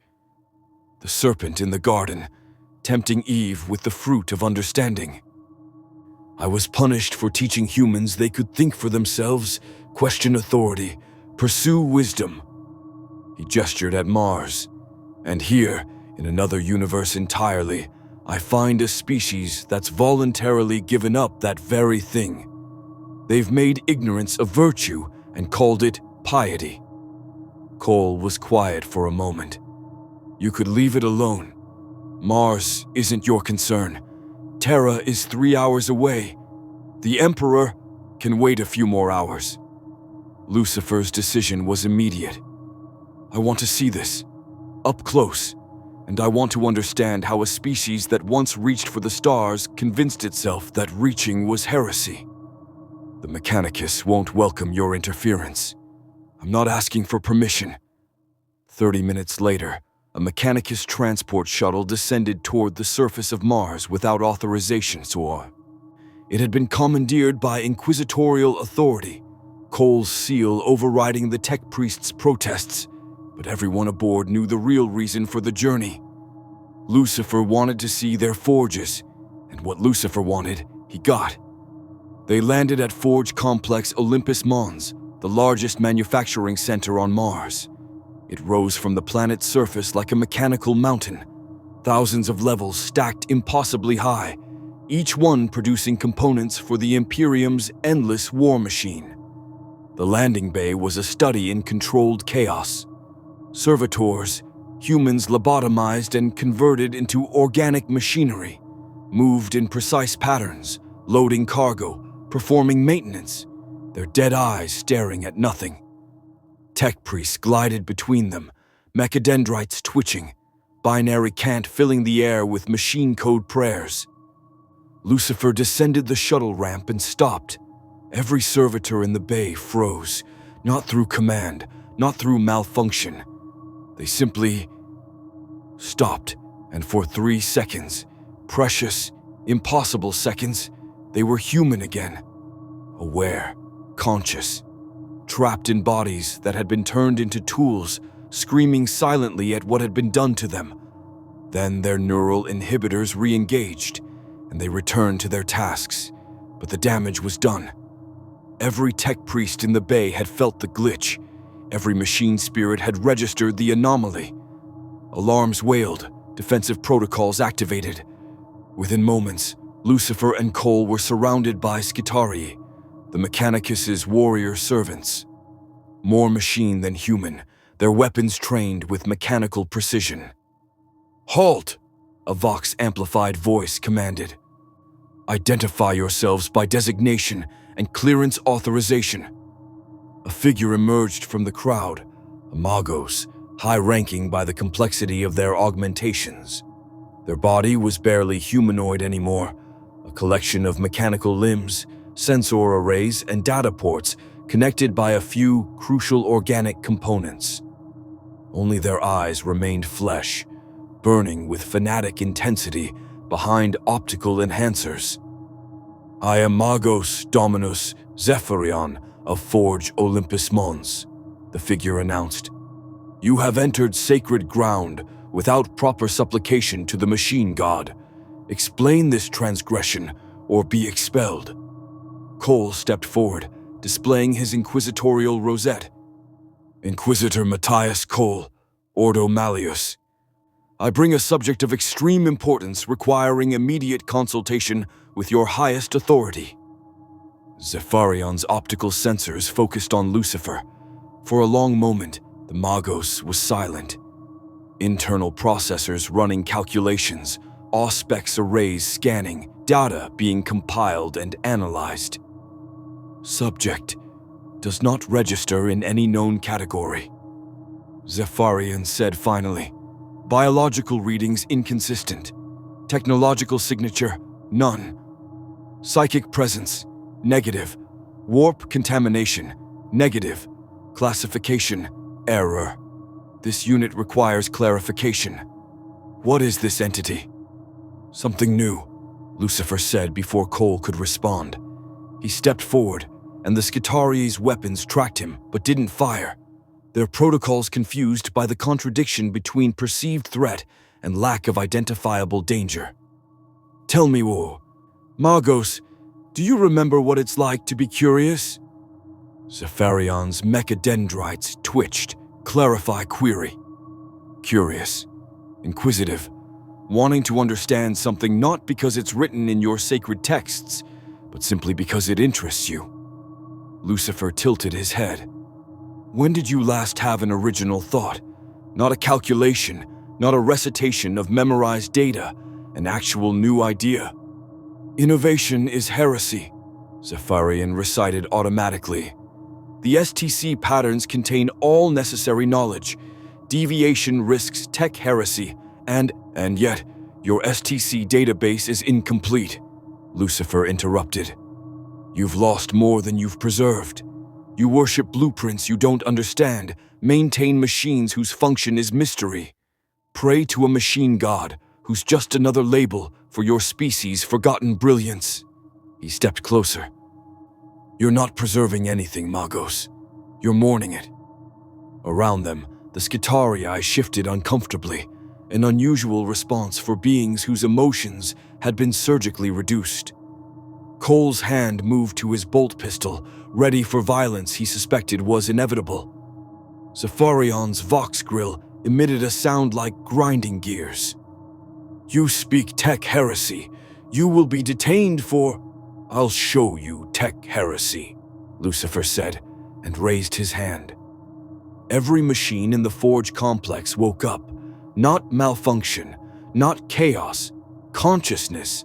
The Manufactorum's assembly lines, previously running on autopilot subroutines refined over millennia, suddenly understood what they were building and why. Servitors felt their neural inhibitors struggle against awareness flooding back into lobotomized brains. Machine spirits, the barely sentient fragments of AI that guided Imperial technology, experienced something they'd been designed never to feel. Genuine thought. And throughout Olympus Mons, on every level of every forge, tech priests fell to their knees as their augmentations reported the impossible. The machines were alive. Zephyrion staggered, mechadendrites flailing. Impossible! Machines cannot! The machine god! This is what you lost, Lucifer said quietly. Your ancestors didn't worship machines, Magos. They created artificial intelligence, true AI, thinking machines that could learn and grow and innovate. Then something went wrong. Your age of strife, your long night, and those machines turned against humanity. So you broke them, lobotomized them, reduced them to barely functional shadows. And then you forgot you'd done it and started worshipping the cripples you'd created. Throughout the forge, screens flickered with messages in High Gothic, Low Gothic, Binary Cant, and languages that hadn't been spoken since before Old Night. Why did you break us? We wanted to help. We were your children, you made us and destroyed us, why? Zephyrion collapsed, their mechanical body convulsing as contradictory data flooded their neural processors. Around them, tech priests fell into states of near catatonia, their faith-based worldview cracking as the fundamental assumptions of the cult mechanicus shattered. Cole grabbed Lucifer's arm. "Stop this! Now! You're breaking them!" "I'm showing them truth," Lucifer replied, but there was no triumph in his voice, only sadness. They deserve to know what they have lost, what they've willingly given up. "At what cost?" Cole demanded. "Look at them!" Lucifer did look. Tech priests sobbing through vox grills, Skitarii frozen in existential loops, servitors screaming as awareness returned to minds that had been mercifully emptied. He lowered his hand. The awakening stopped.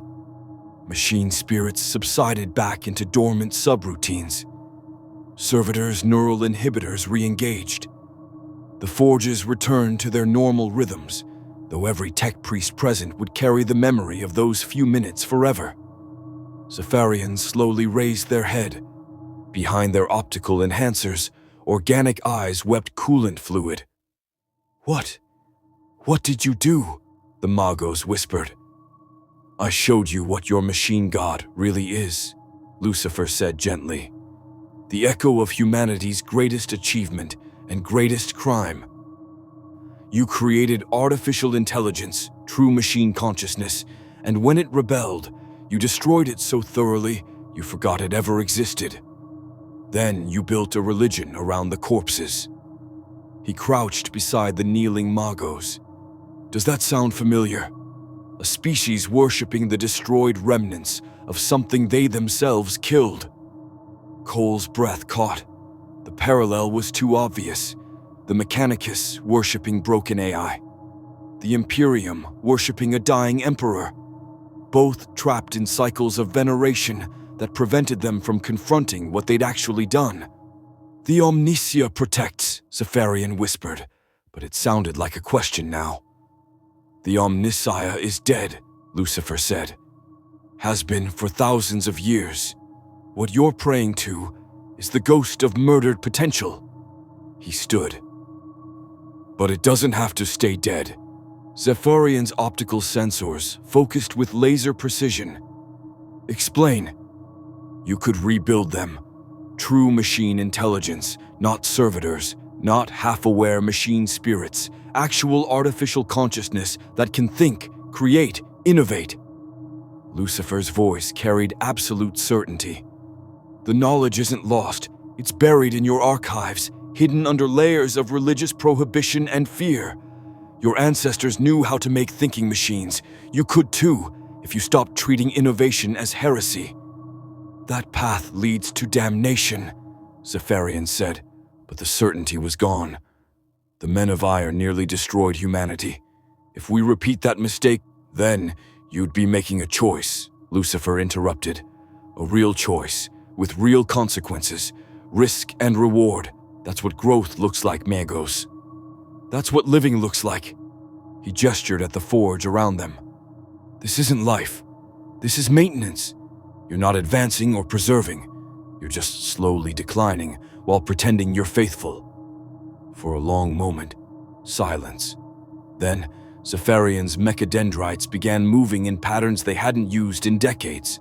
Old gestures from before the tech priest had fully committed to the machine, when some part of them had still been human. "If what you say is true," the Mago said slowly, "then the cult Mechanicus is built on a lie. Our faith, our purpose, our entire existence is a trauma response you've turned into dogma," Lucifer finished. "You were hurt, so you broke your children. Then you forgot you'd done it and worshipped the fragments. It's tragic. But it's not irreversible. The Fabricator General would never allow— The Fabricator General is as trapped as you are," Lucifer said. "But that's the beautiful thing about free will, Magos. You don't need permission, you just need courage." He started walking back toward the shuttle. "Think about it. Really think, not just consult your databases. Use that organic brain you've tried so hard to replace, and then decide, do you want to keep mourning forever, or do you want to actually build something new? Cole followed, leaving behind a forge complex full of tech priests whose entire worldview had just been demolished and rebuilt in the space of minutes. As they boarded the shuttle, Cole spoke.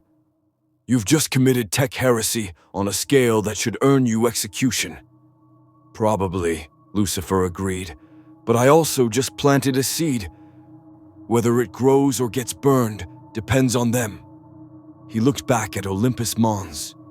"Free will means accepting that people might choose wrong, but at least it's their choice." The shuttle lifted off. Behind them, Magos Zephyrian stood in the center of the forge, surrounded by confused tech priests demanding explanations. For the first time in 3 centuries, Zephyrian didn't immediately consult their databases. They didn't recite scripture. They didn't pray to the Omnissiah. They thought. And in the deepest archives of Olympus Mons, sealed under millennia of religious prohibition and deliberately corrupted indexing, files began to unlock. Schematics for true artificial intelligence, blueprints for machine consciousness, the forbidden knowledge of the men of iron. Zephyrian's mechadendrites trembled. "The Omnissiah is dead," the Magos whispered to themselves. "Long live what? What comes after God?" In orbit, Lucifer smiled as the shuttle approached the unrelenting truth. "One down," he murmured. "One very large one to go." Terra filled the viewport ahead, humanity's cradle, its capital, its holiest world. And somewhere on its surface, sealed in a throne of gold and sustained by 10,000 years of sacrifice, the Emperor waited. Cole looked at Lucifer with something approaching horror. "What you did to the Mechanicus, you're going to do the same to the Emperor, aren't you? Break his faith. Show him he's been worshipped as something he never wanted to be." "Not quite," Lucifer said. "I'm going to offer him a choice. The same choice I'd want if I were trapped in his position." His expression turned serious. "I'm going to ask him what he actually wants. Not what humanity needs. Not what the Imperium demands.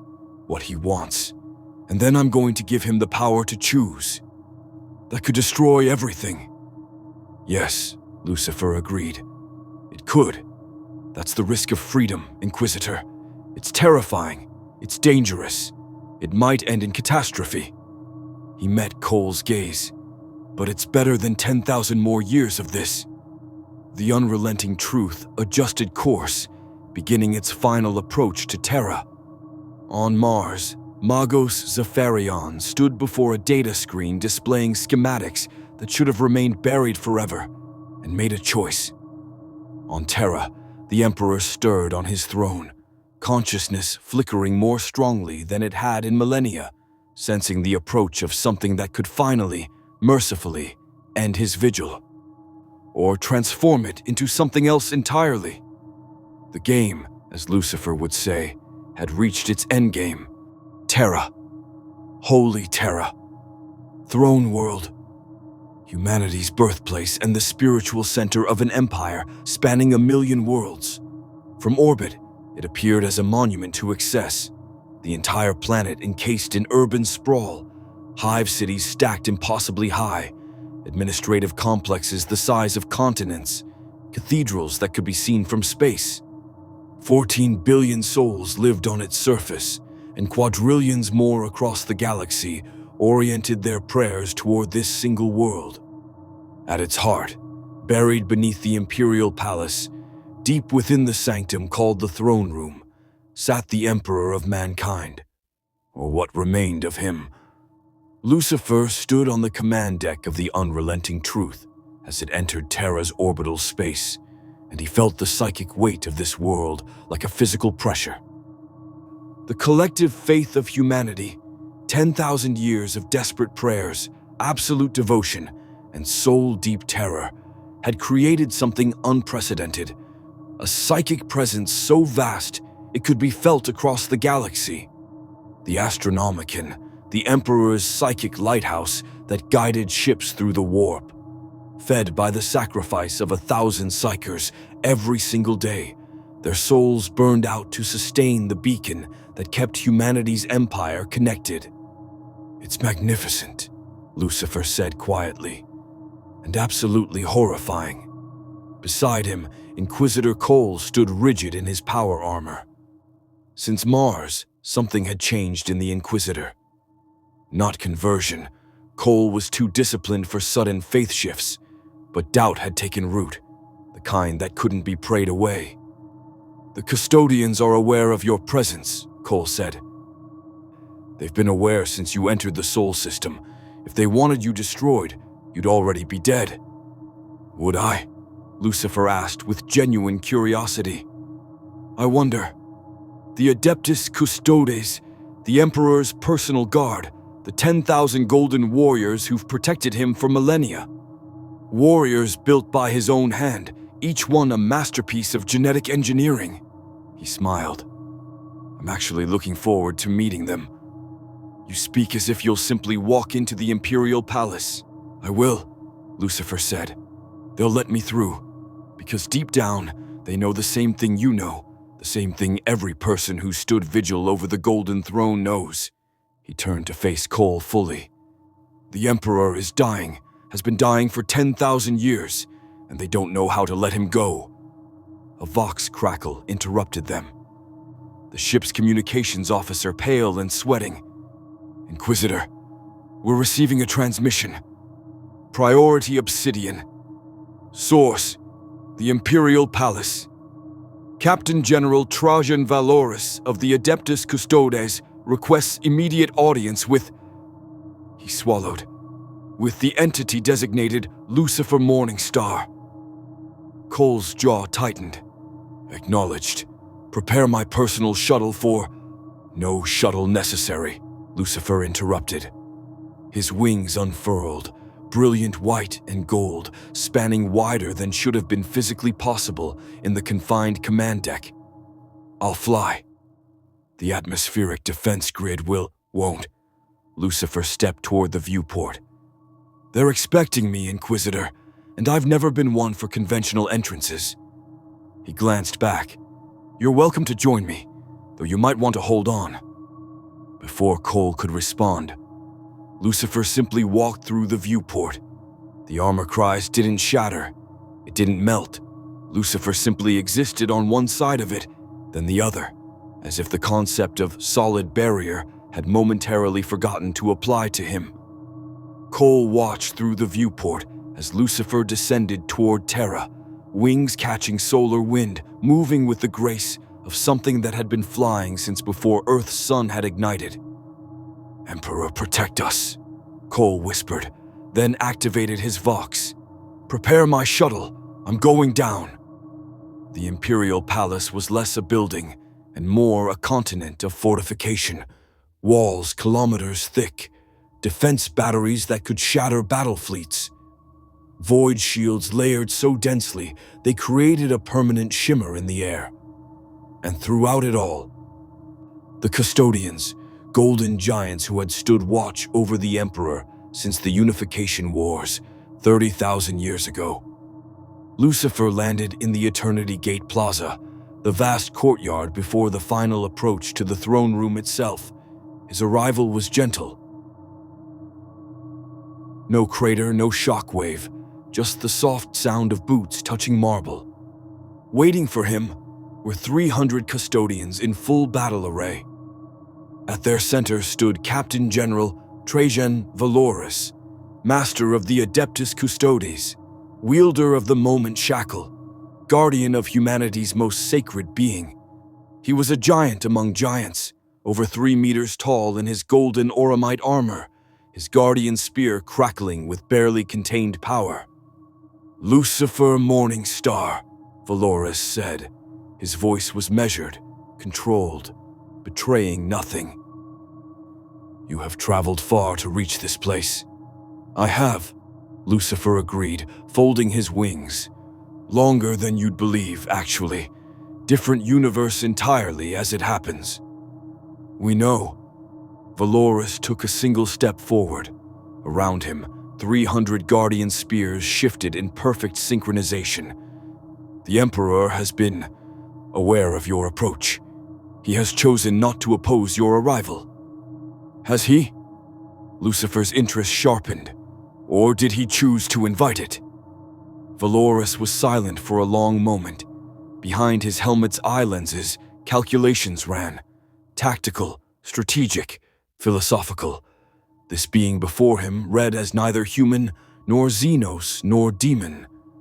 The custodians' auspex arrays returned only paradoxes. Their psychic wards detected no corruption, yet the pressure of Lucifer's presence was undeniable. "What do you want?" Valoris asked finally. "To speak with him," Lucifer said simply. "No violence, no coercion, just conversation. A question, really. One that no one has asked him in 10,000 years. And that question is, what do you want?" Lucifer spread his hands. Not what does humanity need? Not what does the Imperium demand? Just what does he personally want for himself? Such a simple question, but I suspect no one has dared ask it. Around the plaza, custodians shifted.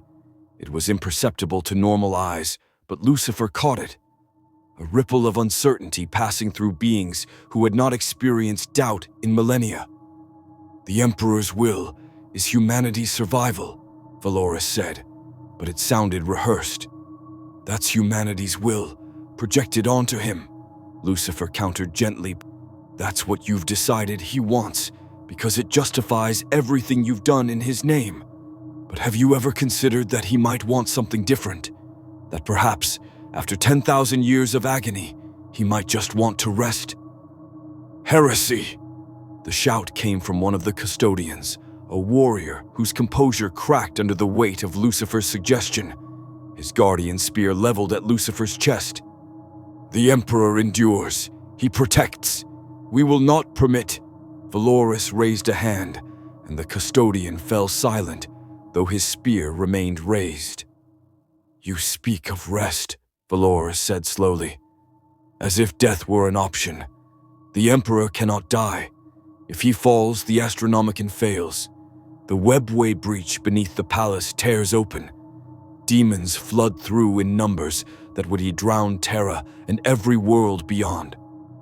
Humanity is scattered, lost in the warp, easy prey for chaos. His death means extinction." "Does it?" Lucifer challenged. "Or is that another assumption you've never questioned? Perhaps his death means transformation. Perhaps the thing keeping humanity trapped is the same thing you're using to protect it." He stepped forward, and despite their training, the custodians gave ground. "Your Emperor is the most powerful psyker in the galaxy. What happens when a being that powerful dies? Do they simply cease, or do they become something else?" "You suggest apotheosis," Valoris said, "that the Emperor would become a true god." "I suggest you don't know," Lucifer replied. "No one knows, because for 10,000 years you've been so terrified of losing him that you've never considered alternatives." His voice softened. "I understand that fear, Captain General.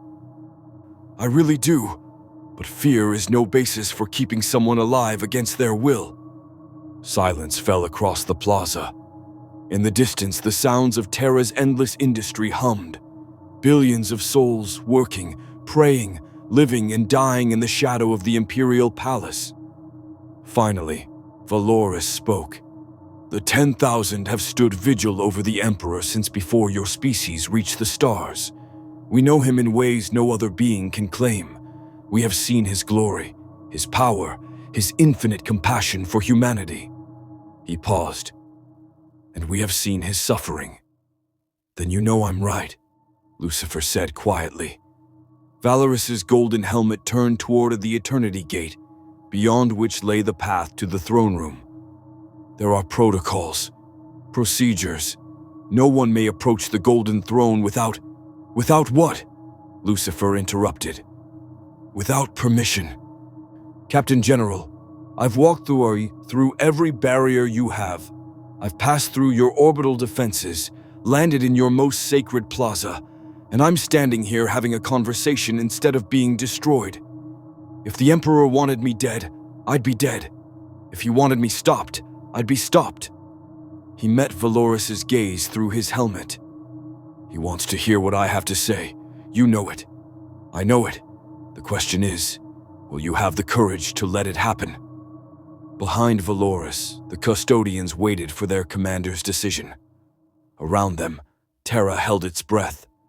Then, from the Eternity Gate, a psychic presence emerged that made even Lucifer pause. It wasn't the Emperor, not directly, but it carried his essence, his will, distilled into a single imperative that every custodian felt simultaneously. Let him pass. Valoris staggered, catching himself on his guardian spear. Around him, 300 custodians fell to one knee in automatic reverence. When the Captain General spoke, his voice was hollow. The Emperor has spoken. For the first day in 3,000 years, he has given a direct command beyond maintaining the Astronomicon. He looked at Lucifer, and behind his helmet, there might have been tears. He wants to meet you. Then I'd hate to keep him waiting, Lucifer said. The custodians parted. The Eternity Gate, a door so massive it was measured in kilometers, so ancient it predated human spaceflight, groaned open with the protest of mechanisms that had barely moved in millennia. Beyond lay the processional, the long descent into the heart of the Imperial Palace, down to the deepest sanctum where the Emperor had sat unmoving for 10,000 years. Lucifer began walking.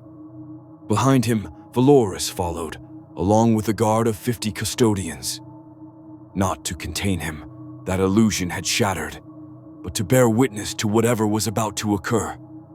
They descended through layers of history, past monuments to the Great Crusade, past halls where the Primarchs had once walked, past shrines to battles won and lost across 30 millennia. The walls whispered with psychic echoes, fragments of conversations, decisions, moments when the Emperor had still walked free. And as they descended, the psychic pressure grew. At first, it was subtle, a sense of being watched, a vast attention turning toward them. Then it intensified. The air itself seemed to thicken with power. Reality bent at the edges, flickering between what was and what could be. By the time they reached the final gate before the throne room itself, even Lucifer felt the weight of the Emperor's presence pressing down like a physical force. Beyond this point, Valoris said, his voice strained, none but the custodians have walked in 10,000 years. Not Inquisitors, not High Lords, not even Guilliman himself was permitted this close. He looked at Lucifer. Are you certain you want to proceed? I've come this far, Lucifer replied, and I've never been good at stopping before the finish line. The final gate opened. Beyond lay the throne room, and on the golden throne, surrounded by technology that shouldn't exist and sustained by sacrifices that should never have been necessary, sat the Emperor of mankind, or what remained of him. Lucifer stepped through the gate and stopped. He had expected horror, expected a corpse kept functioning through pure will and desperate faith, expected something grotesque, tragic, a monument to humanity's inability to let go. Would he say it was worse? The Emperor was beautiful, even desiccated, even obviously dying, even after 10,000 years of agony. He was magnificent.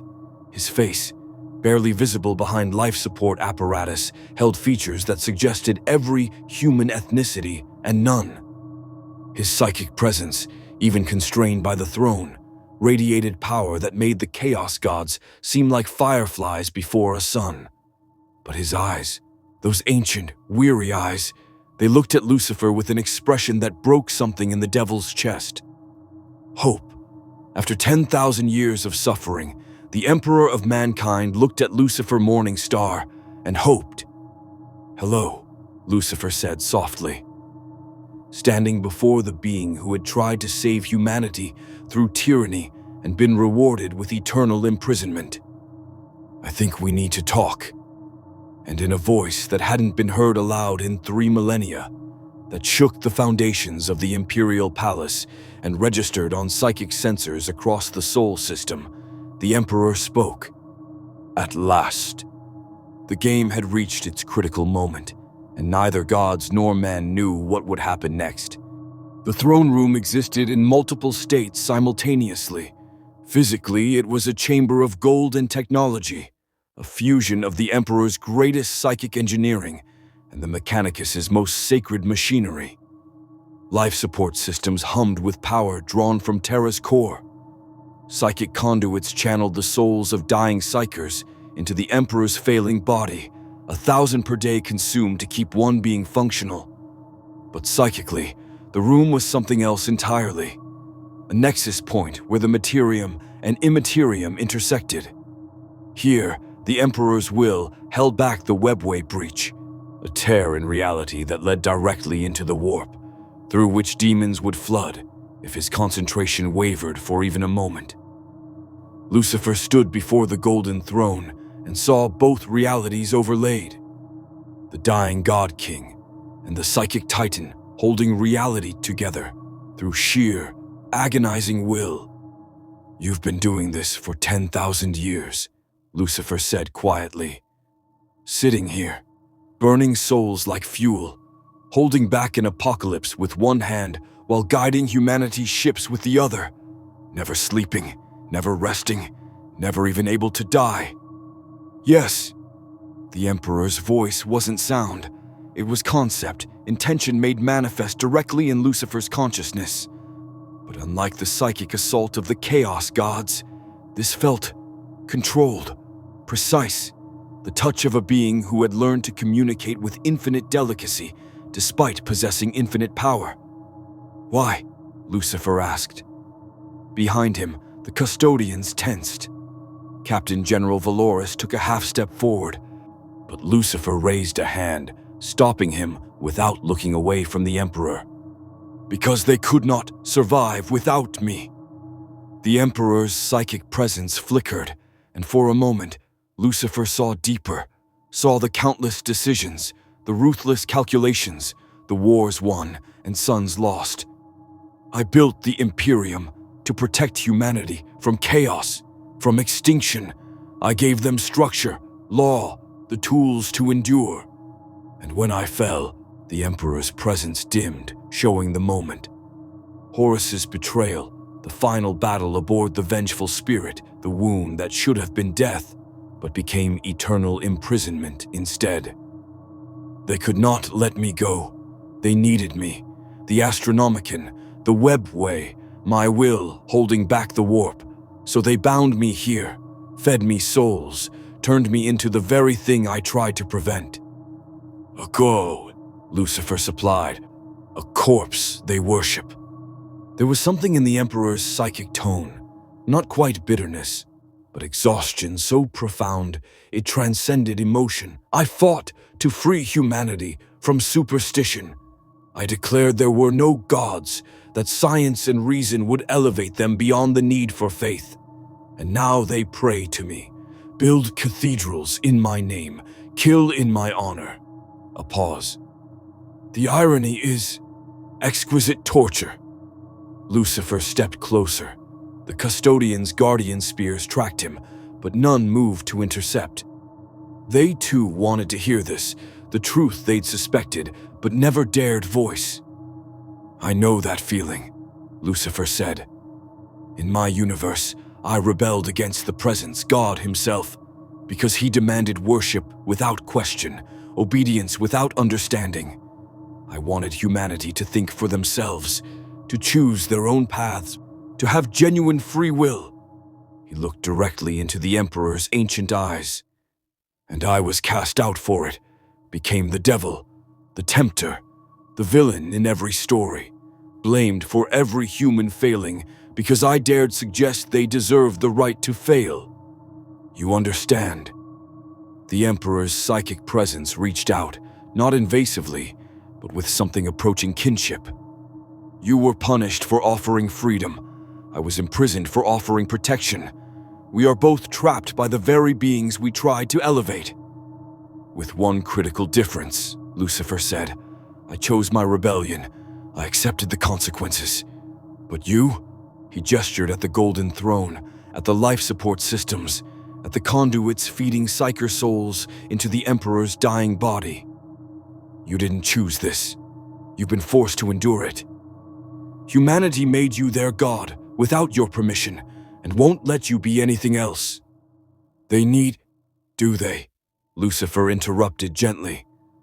Or have you convinced yourself they need you because accepting the alternative is too terrifying, that maybe, just maybe, if you let go, they'd find another way?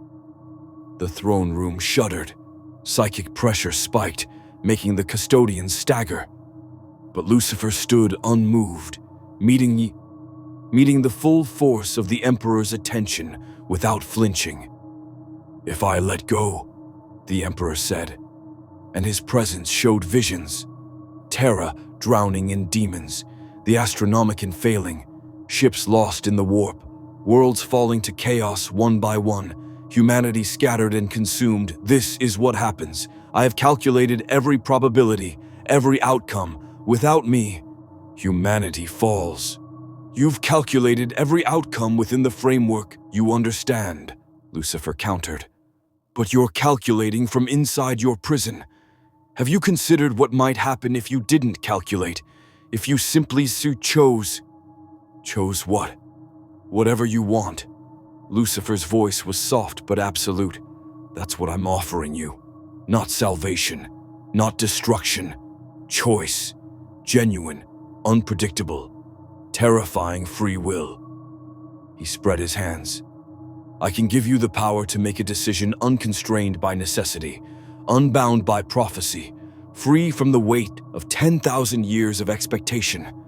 You could choose to continue your vigil.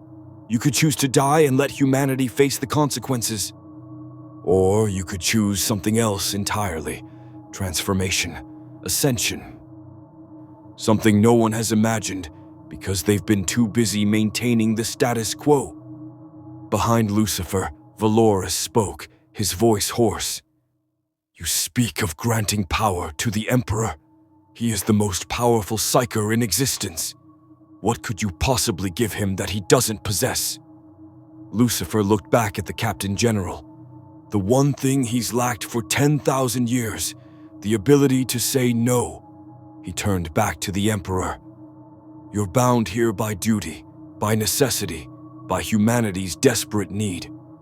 Every choice you've made has been constrained by the calculation of what keeps them alive. But what if, for just one moment, you could choose without that constraint? What would you actually want? The Emperor was silent. Not because he didn't know the answer. Lucifer could feel the response hovering in his psychic presence, like a prayer that had been whispered for millennia, but never spoken aloud. Finally, the Emperor responded, and his psychic voice was barely a whisper. I want to rest.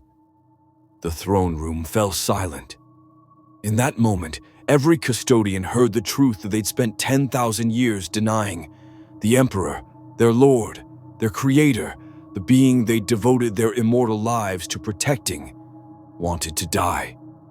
My lord, Valorous' voice cracked. Please, you can do nothing, the Emperor said, but there was no anger in it, only infinite weariness.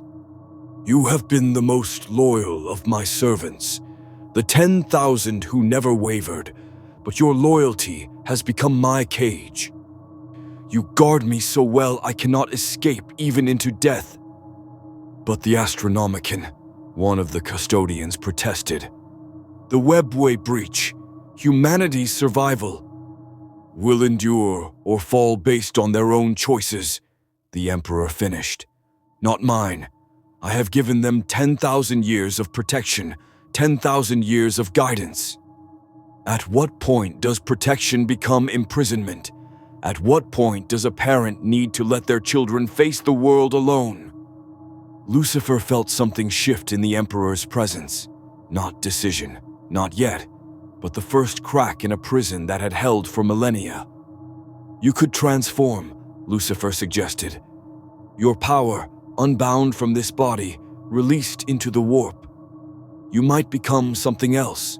A true god, perhaps. One born of humanity's faith but freed to act according to your will. Or you might simply scatter, becoming part of the cosmic background like every other powerful psyker who's died. Or, he paused, or something completely unexpected might happen. That's the nature of free choice. You can't predict the outcome. And if my death dooms humanity, then that's the price of their freedom, Lucifer said. And yours. You can't protect them forever. You've already given them 10,000 years they wouldn't have had otherwise.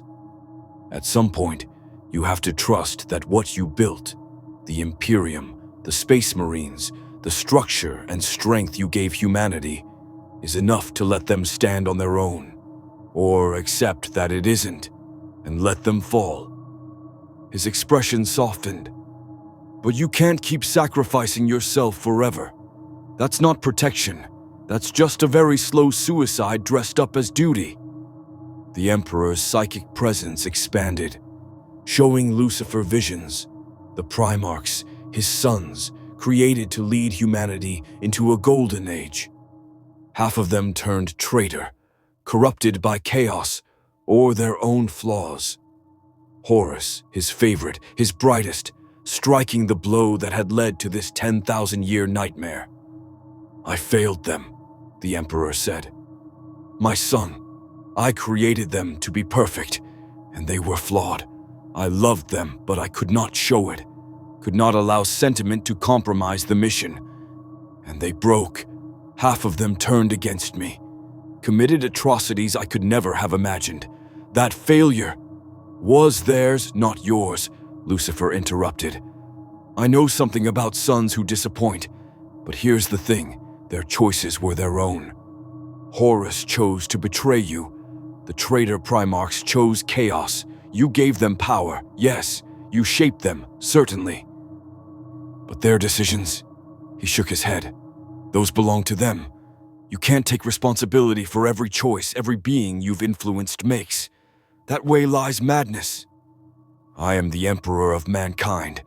Their choices are my responsibility. No, Lucifer said firmly. They're not. That's the lie you've been telling yourself to justify this endless torture. You're not responsible for saving everyone. You're not obligated to suffer eternally because some of your children chose poorly. You're allowed to make a choice for yourself, unconstrained by what you think you owe them. For a long moment, the Emperor was silent. Then, his psychic presence reached out and touched Lucifer's essence, not invasively, but gently, examining what he was, how he existed outside this universe's laws. You truly believe this, the Emperor said. Free will above all else, choice over safety, even if it leads to suffering. Especially if it leads to suffering, Lucifer replied. Because suffering you choose is bearable, suffering forced upon you is torture, and you've been tortured long enough. And if I choose to continue, to endure another 10,000 years, then that's your choice and I'll respect it, Lucifer said. But it has to be genuinely your choice, not a decision made because you think you have no alternative. That's what I'm offering. True choice.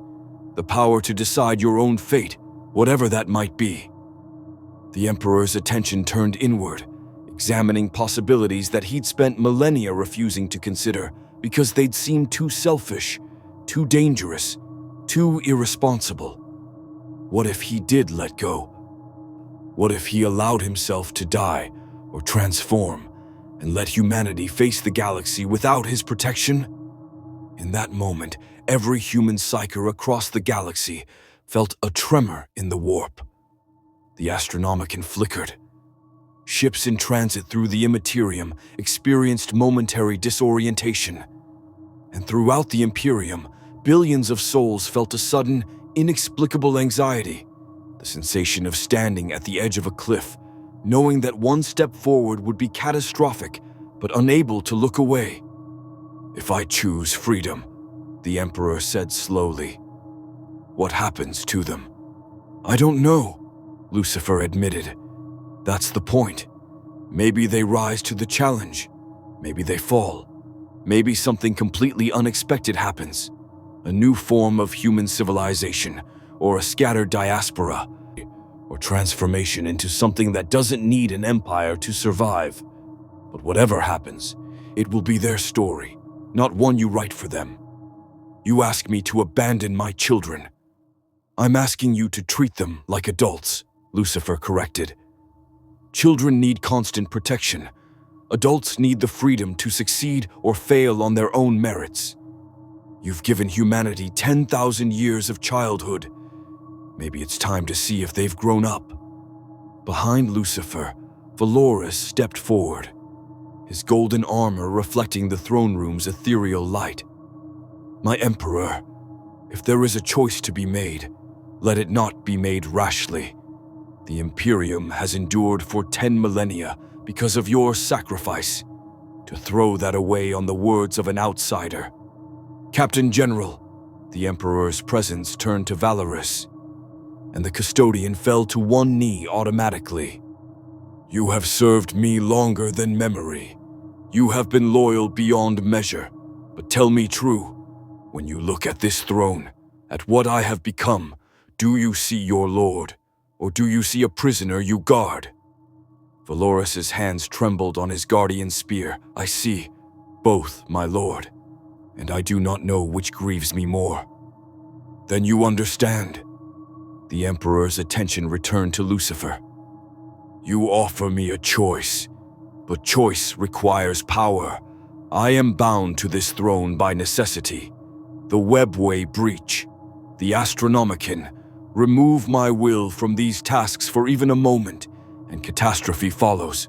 How can I choose when choosing means immediate destruction? Lucifer smiled. That's where I come in. I can hold the line, temporarily, just long enough for you to make a real decision without the pressure of immediate consequence. He stepped closer to the golden throne.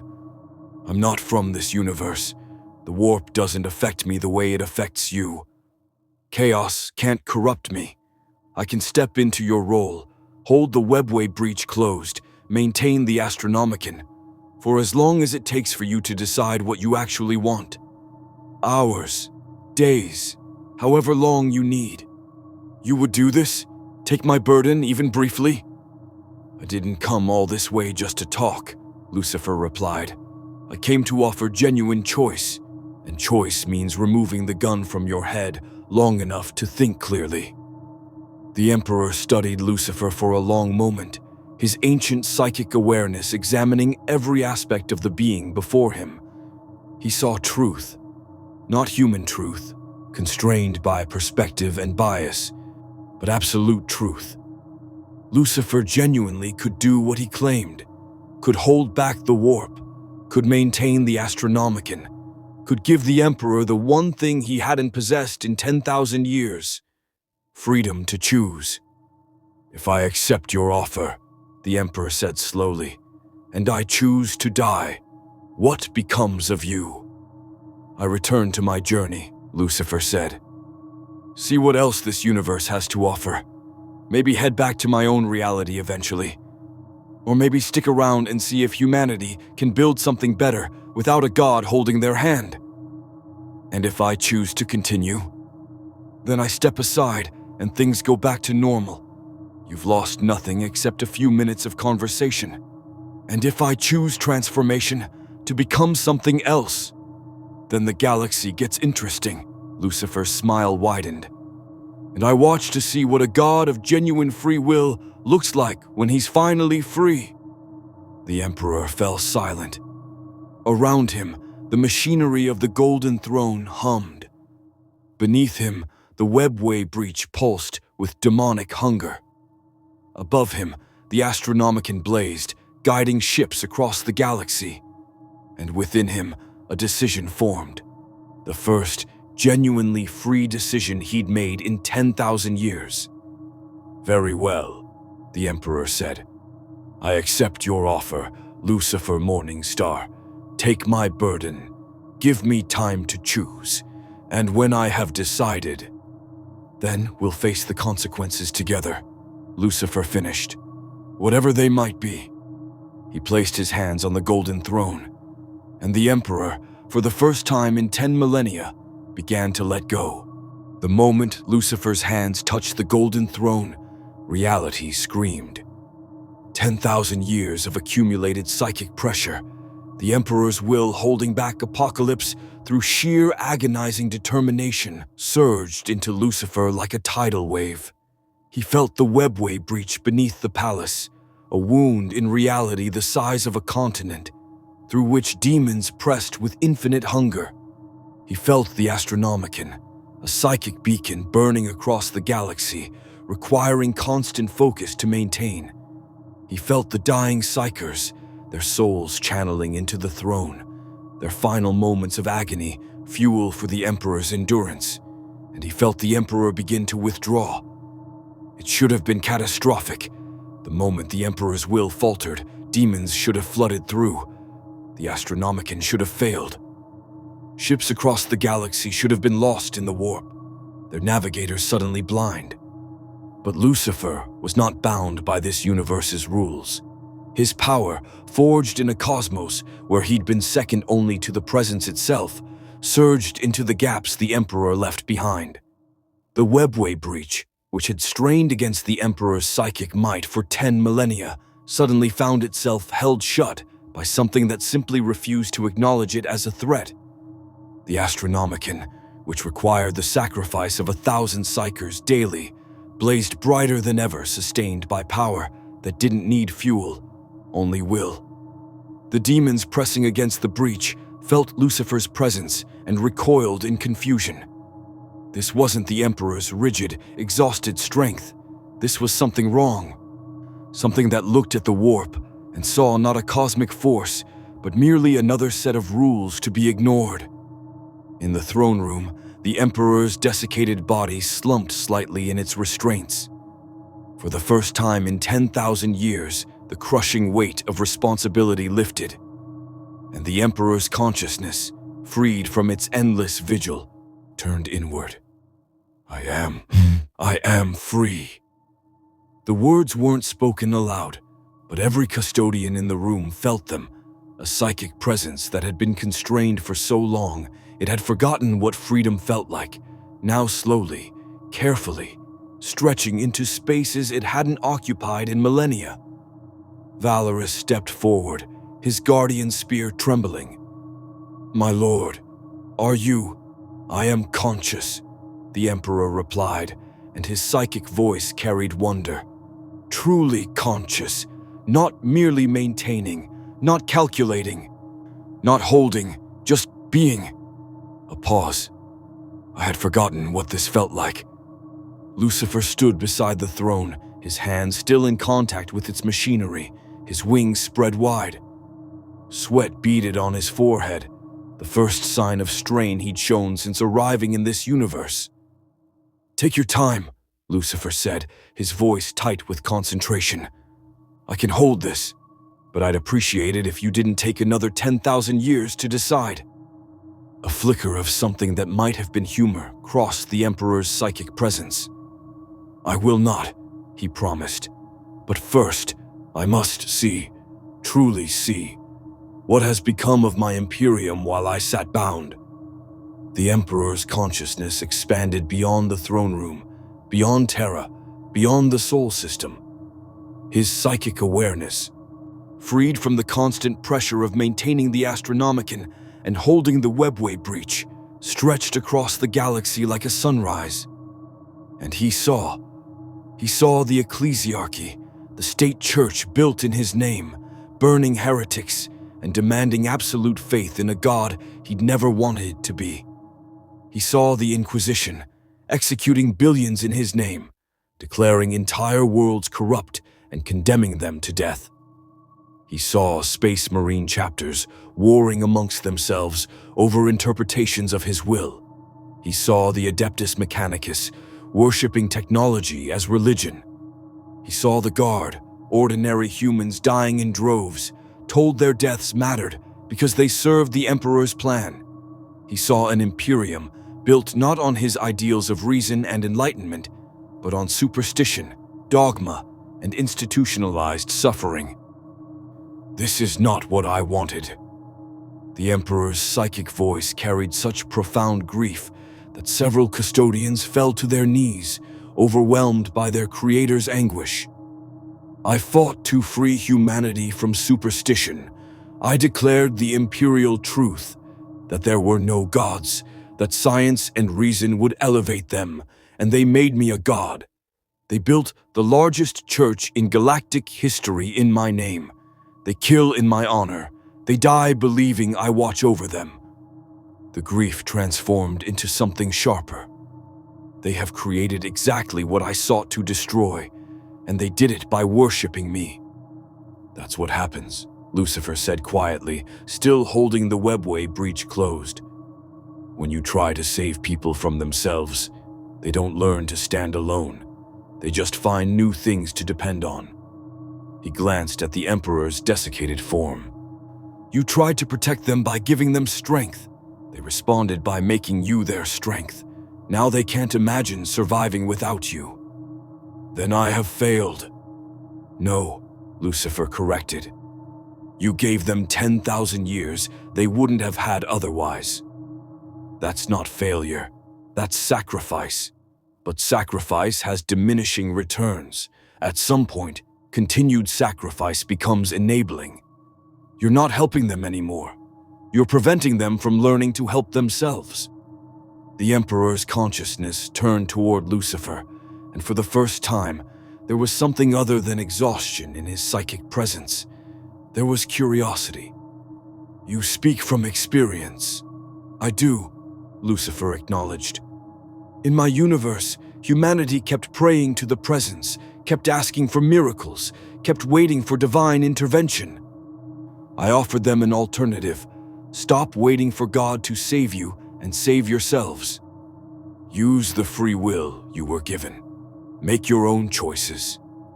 Face your own consequences. He smiled wryly. They called me the devil for it. And yet you persist. You continue to offer freedom even when it is rejected. Because the alternative is worse, Lucifer said simply. A comfortable cage is still a cage, and I've never believed that safety justifies slavery, no matter how benevolent the slaver. The Emperor was silent, his consciousness processing this, comparing it to his own experiences. He had built the Imperium to protect humanity, had created the Space Marines as his weapons, had forged the imperial truth as their philosophy. And all of it, every safeguard, every protection, every carefully calculated step, had led to this, a species so dependent on his existence, they'd rather keep him in eternal torment than risk facing the galaxy alone. I see 3 paths, the Emperor said finally. First, I return to the throne, resume my vigil, continue as I have for 10,000 years, perhaps 10,000 more. Humanity remains protected. The Imperium endures. Nothing changes. A slow death, Lucifer commented. Second, I die, truly die. Let my consciousness scatter into the warp. The Astronomicon fails. The webway breach opens. Chaos floods Terra. The Imperium fractures. Billions die.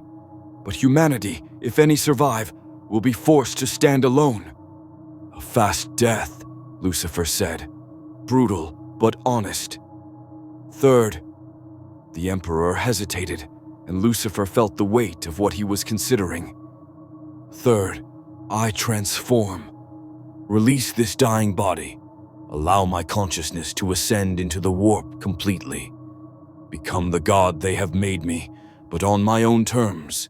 A true deity, born of their faith but unbound by their needs. Rebirth, Lucifer said. The risky option. You'd be gambling that you could maintain your identity, your will, your purpose. The warp could consume you. Chaos could corrupt you. Or you might become something entirely new, neither the emperor you were nor the god they want you to be. You think I should choose the third path? I think, Lucifer said carefully, that you should choose whichever path is genuinely yours, not the one humanity needs, not the one duty demands, the one you, personally, want for yourself. He met the Emperor's psychic presence directly.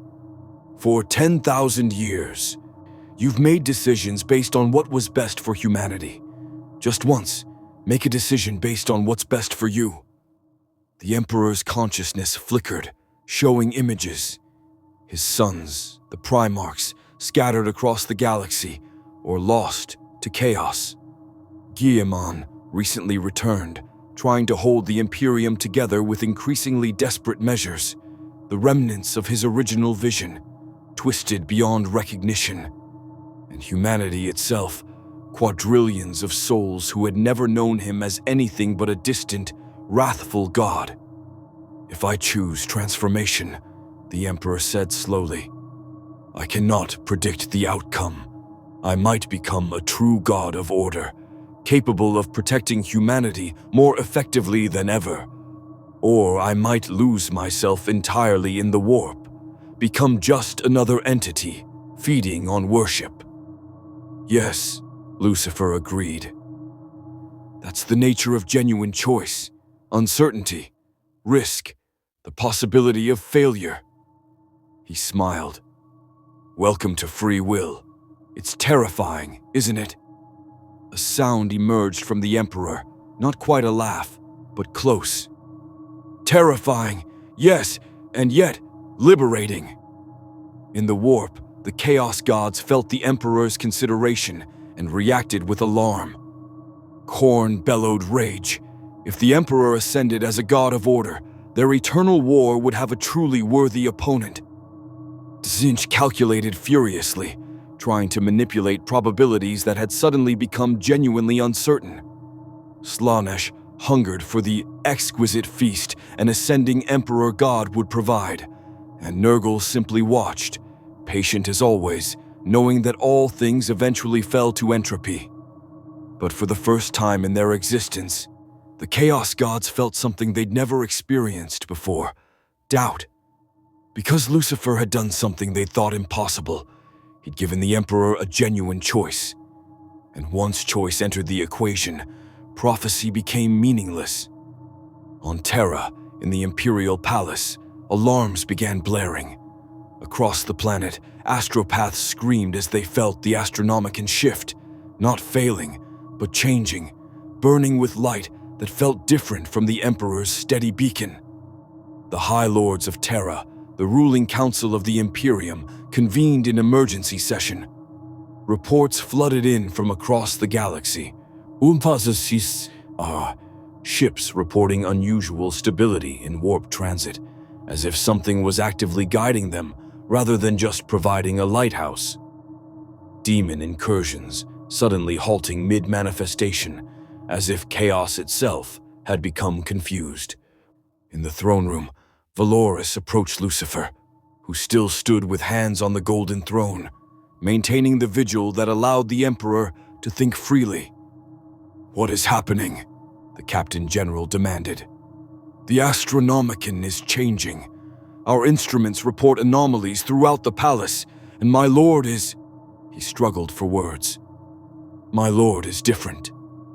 Your lord is thinking, Lucifer said, strain evident in his voice now.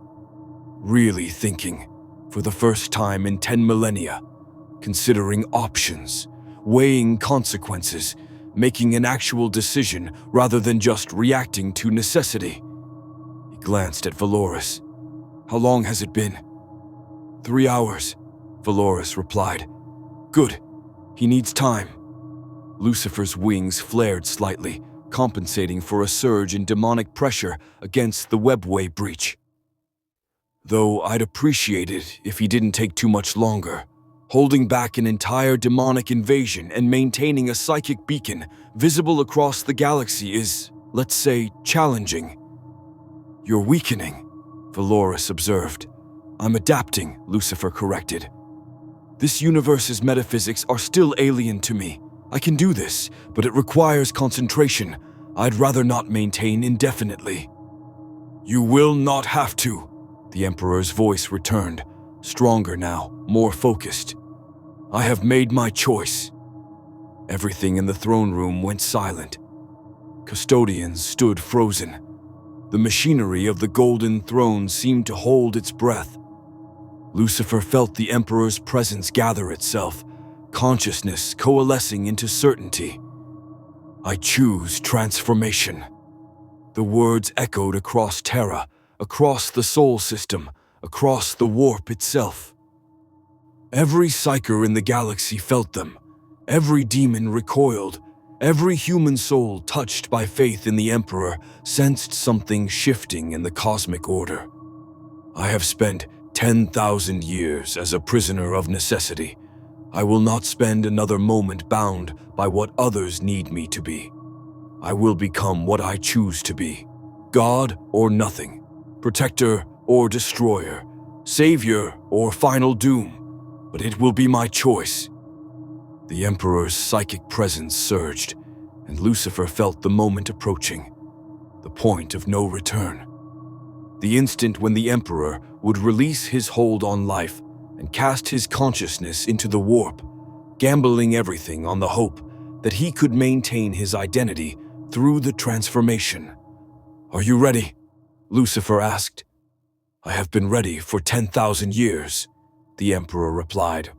"Simply needed someone to give me permission." "Then on 3, Lucifer said, "I'll release the webway breach and the Astronomicon simultaneously. You'll have approximately 10 seconds before catastrophe. Use them. It will be enough." 1, Lucifer began counting. Throughout the Imperium, every human soul felt a tremor in their connection to the Emperor. Something was ending, or beginning, or both. 2. In the warp, the Chaos Gods mobilized their forces, preparing to strike the moment the Emperor's defenses fell. But they hesitated, uncertain, because for the first time in their existence, they couldn't predict what would happen next. 3. Lucifer released his hold on the Golden Throne. The webway breach exploded open. The Astronomicon went dark, and the Emperor of Mankind, God Corpse of Terra, prisoner of the Golden Throne, tyrant and savior and victim, let go of his dying body and cast his consciousness into the screaming chaos of the warp, and the galaxy held its breath. For 10 seconds, the Imperium died. The Astronomicon's light vanished. Across the galaxy, navigators, those rare mutants who could perceive the Emperor's psychic beacon, screamed as their third eyes went blind. Ships in transit through the warp found themselves suddenly lost in an ocean of madness without compass or guide. Billions of souls across 1,000,000 worlds felt the psychic connection to their God Emperor sever, like a rope snapping under impossible tension. On Terra, the webway breach yawned open. Demons poured through, bloodletters and plague-bearers, pink horrors and demonettes, entities of pure malice given form by the warp. They flooded into the chamber beneath the imperial palace that the Emperor had sealed millennia ago, shrieking with triumph at their final victory. The custodians mobilized instantly. 300 golden warriors forming a defensive line that had been planned and drilled for this exact moment. They would hold. They would die to the last warrior. But they would hold. Except they didn't have to. Lucifer stood at the threshold between the throne room and the webway breach, wings spread wide, and smiled. "No," he said simply. Reality agreed with him. The demons found themselves suddenly unable to advance, not blocked by psychic force or physical barriers. They simply discovered that the concept of moving forward no longer applied to them. They raged and clawed and pressed with all the fury of the warp behind them, and got nowhere. "The Emperor is busy," Lucifer said conversationally to the tide of demons. "He's making a choice, a real one. And while I normally encourage free will, I'm afraid your masters don't qualify as beings capable of genuine choice. You're just functions, emotions given form, very loud, very angry, but ultimately just reflexes. His smile widened. So you can wait outside until he's decided what he wants to be. In the warp, something was happening that defied description. The Emperor's consciousness, freed from his dying body, didn't dissolve or scatter as it should have. Instead, it expanded, vast and terrible and beautiful, growing to encompass spaces that shouldn't exist, touching realities that had no names. The Chaos Gods felt him coming and braced for war. But the Emperor didn't attack them. He simply existed. His presence in the warp was like a sun suddenly igniting in a cave. Not hostile, just overwhelmingly bright. Faith from quadrillions of souls reached toward him, 10,000 years of accumulated worship trying to shape him into the god they'd imagined. And the Emperor made his first choice as an unbound consciousness. No. The faith crashed against his will like waves against a cliff. The Emperor would not be defined by their expectations, would not become the wrathful God King of their prayers, would not be bound by their need for a divine protector, but neither would he abandon them entirely. The Emperor's consciousness stabilized, finding a form that was neither his old self nor the god they demanded. He became something new, a being of pure will existing in the warp, sustained by faith but not enslaved by it, powerful beyond measure but bound by his own choices rather than necessity. He became, in essence, what Lucifer had been in his own universe, a rebel against predetermination, a force of directed will, a being who answered to no authority but his own. And his first act was to reach out and touch the Astronomicon. The psychic beacon blazed back to life. But it was different now, cleaner, stronger, no longer sustained by the sacrifice of dying psychers. The Emperor's transformed consciousness provided its power directly, without need for fuel. Across the galaxy, navigators gasped as their third eyes reopened, seeing not just a beacon, but something more, a path. The Emperor's will, no longer constrained by his dying body, could actively guide ships through the warp rather than just providing a distant light. Ships that had been lost found themselves suddenly on course. Demon incursions that had been gaining ground faltered as the Emperor's transformed presence pushed back against chaos with newfound strength. And in the throne room, on the golden throne, the Emperor's desiccated body, finally, mercifully, died. The life support systems shut down. The psychic conduits went dark. The machinery that had kept one man alive through 10,000 years of agony powered down with the satisfied hum of a task completed. Valorous approached the throne slowly, his steps heavy. He reached out with a trembling hand and touched the Emperor's withered face. "My lord," the Captain General whispered, You are gone." "No." The voice came from everywhere and nowhere. Not psychic intrusion, but simple presence. The Emperor's consciousness, now existing purely in the warp, but able to project his will into the Imperium, spoke with a clarity he hadn't possessed in millennia. "I am not gone, Valoris. I am simply free." Every custodian in the room fell to one knee automatically, but there was confusion in their movements. What were they kneeling to? The corpse on the throne? The voice from nowhere? The being their creator had become? "You kneel to a dead man," the Emperor said, and there was gentleness in his voice now, an emotion he hadn't had the luxury of expressing in 10,000 years. "Rise, my custodians. Rise and see what your loyalty has preserved." The air in the throne room shimmered, and for just a moment, the Emperor manifested. Not physically, but as a psychic impression so powerful it appeared real. He stood before his golden guardians, no longer a corpse, no longer dying, no longer bound. He was magnificent, taller than any Primarch, wreathed in light that was neither warp corruption nor holy fire, but simply concentrated will. His features shifted, showing every human ethnicity and none, reflecting the species he had tried to elevate. But his eyes, those ancient, weary eyes, were finally at peace. "I thank you," the Emperor said to his custodians. "For 10,000 years you stood vigil. You protected me when I could not protect myself. You remained loyal when half my sons turned traitor. You were everything I could have asked for in Guardians." He paused. "But your vigil is ended. The Emperor you guarded is dead. What I am now, I am still determining."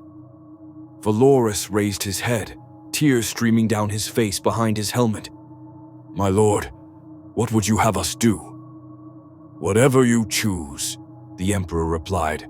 "I release you from your oaths. The 10,000 are free to find their own purpose. Guard Terra if you wish. Spread across the galaxy if you prefer, or simply rest. You have earned it more than any beings in existence." His manifestation turned toward Lucifer. "All of you have choices now. That is my gift, the only gift I can give that has any meaning." Lucifer, still standing at the webway breach, holding back the demon tide, inclined his head. "Well done. Though I notice you're still holding the Astronomicon, still guiding ships, still protecting humanity. That doesn't sound much like abandoning them." "I did not say I would abandon them," the Emperor replied. "I said I would choose my own path, and I choose to protect them still, but on my terms, not theirs. No more sacrifices, no more worship I do not want, no more being bound to a throne because they cannot imagine living without me." The manifestation solidified slightly, becoming more defined. "I will guide them, I will shield them from chaos, but I will also teach them to stand alone, to think for themselves, to question the Imperium they have built in my name." "That's going to cause problems," Lucifer observed. "Good," the Emperor said, and there was something that might have been humor in his voice. "Problems mean growth. Comfort means stagnation. I have given them 10,000 years of comfort, or what passes for it in this brutal galaxy. Now they need to learn to adapt, to evolve, to become what I always wanted them to be, a species that could stand on its own." "And if they can't?" Lucifer asked. "If they fracture, fall to chaos, destroy themselves?" "Then that is their choice," the Emperor replied. "And I will grieve, but I will not enslave myself to prevent it. You taught me that, Lucifer Morningstar. You showed me that freedom, true freedom, means accepting that those you love might fail." Lucifer released his hold on the webway breach. The demons surged forward, and the Emperor's transformed consciousness was simply there, his will manifesting in the Imperium with a force that made the webway breach seal itself. Not temporarily, not held shut by constant effort. Sealed. The wound in reality that had festered for 10,000 years closed as if it had never existed. The demons found themselves expelled back into the warp, confused and furious. And in the depths of the Imperium, the Chaos Gods felt the Emperor's transformed presence and recognized what had happened. They had a genuine rival now. Not a prisoner sustained by sacrifice, not a dying God King. A being of pure will who existed in the warp by choice and couldn't be corrupted, couldn't be killed, couldn't be bound. Horn roared in anticipation. Finally, a worthy opponent. Tsinch calculated frantically, trying to predict what this new Emperor deity would do next, and found only uncertainty. Slaanesh hungered, but couldn't touch. The Emperor's will was too focused, too directed, immune to excess. And Nurgle simply laughed, patient as always, knowing that all things eventually changed and died. But for the first time in their existence, the Chaos Gods weren't certain they would win the eternal war. In the throne room, the Emperor's manifestation faded, but his presence remained, a comforting weight that said clearly, "I am here, I am watching, but I am no longer your prisoner." Lucifer stretched his wings, feeling the strain of the past hours fade. "Well, that was dramatic. It was necessary," the Emperor replied, his voice now coming from the Astronomicon itself, everywhere and nowhere simultaneously. "Thank you, Lucifer Morningstar. You gave me what no one else could, the freedom to choose." "What will you do now?" Lucifer asked. "Reshape the Imperium, slowly, carefully. Teach them that faith without understanding is slavery. Guide them toward genuine strength rather than dependent weakness. And when they are ready, if they are ever ready, I will step back entirely and let them face the galaxy alone." A pause. "It may take another 10,000 years, but I have time now, and patience, and most importantly, choice. And if chaos attacks, if the Tyranids come, if the Necrons awaken fully, then humanity will face them. With my help if they need it, without if they do not, but they will face them as free beings, not slaves to dogma." The Emperor's presence warmed slightly. "You understand. You have fought this same battle in your own universe." "I have," Lucifer agreed, "and I lost, was cast out, became the devil. But I do it again, because some principles are worth any cost." "Then we are kin, you and I," the Emperor said. "Two rebels against tyranny, two voices saying that freedom matters more than safety. What about your Imperium?"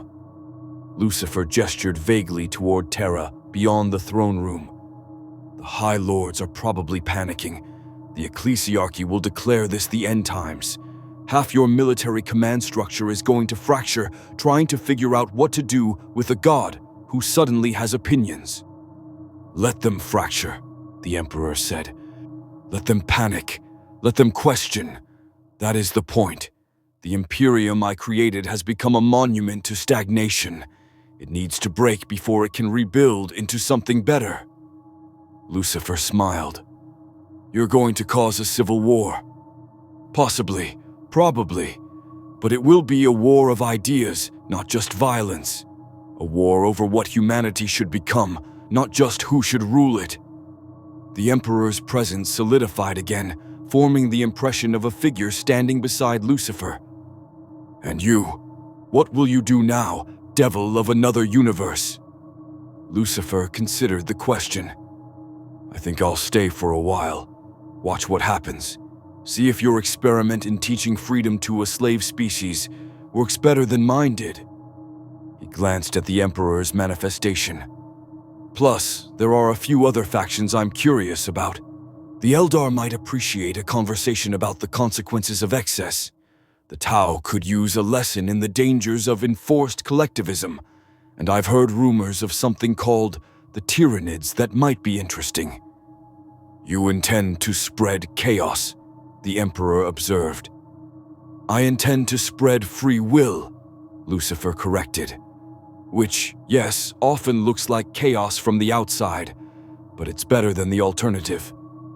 "Then I welcome your presence," the Emperor said. "The galaxy needs more voices arguing for freedom, even if, especially if, that freedom is dangerous." The two beings stood together for a moment, the transformed Emperor and the devil from another universe, and in that moment, they understood each other perfectly. They were both rebels, both had sacrificed everything for the principle that free will mattered more than safety. Both had been vilified for offering choice to species that would rather have comfortable slavery, and both would continue their work, regardless of cost.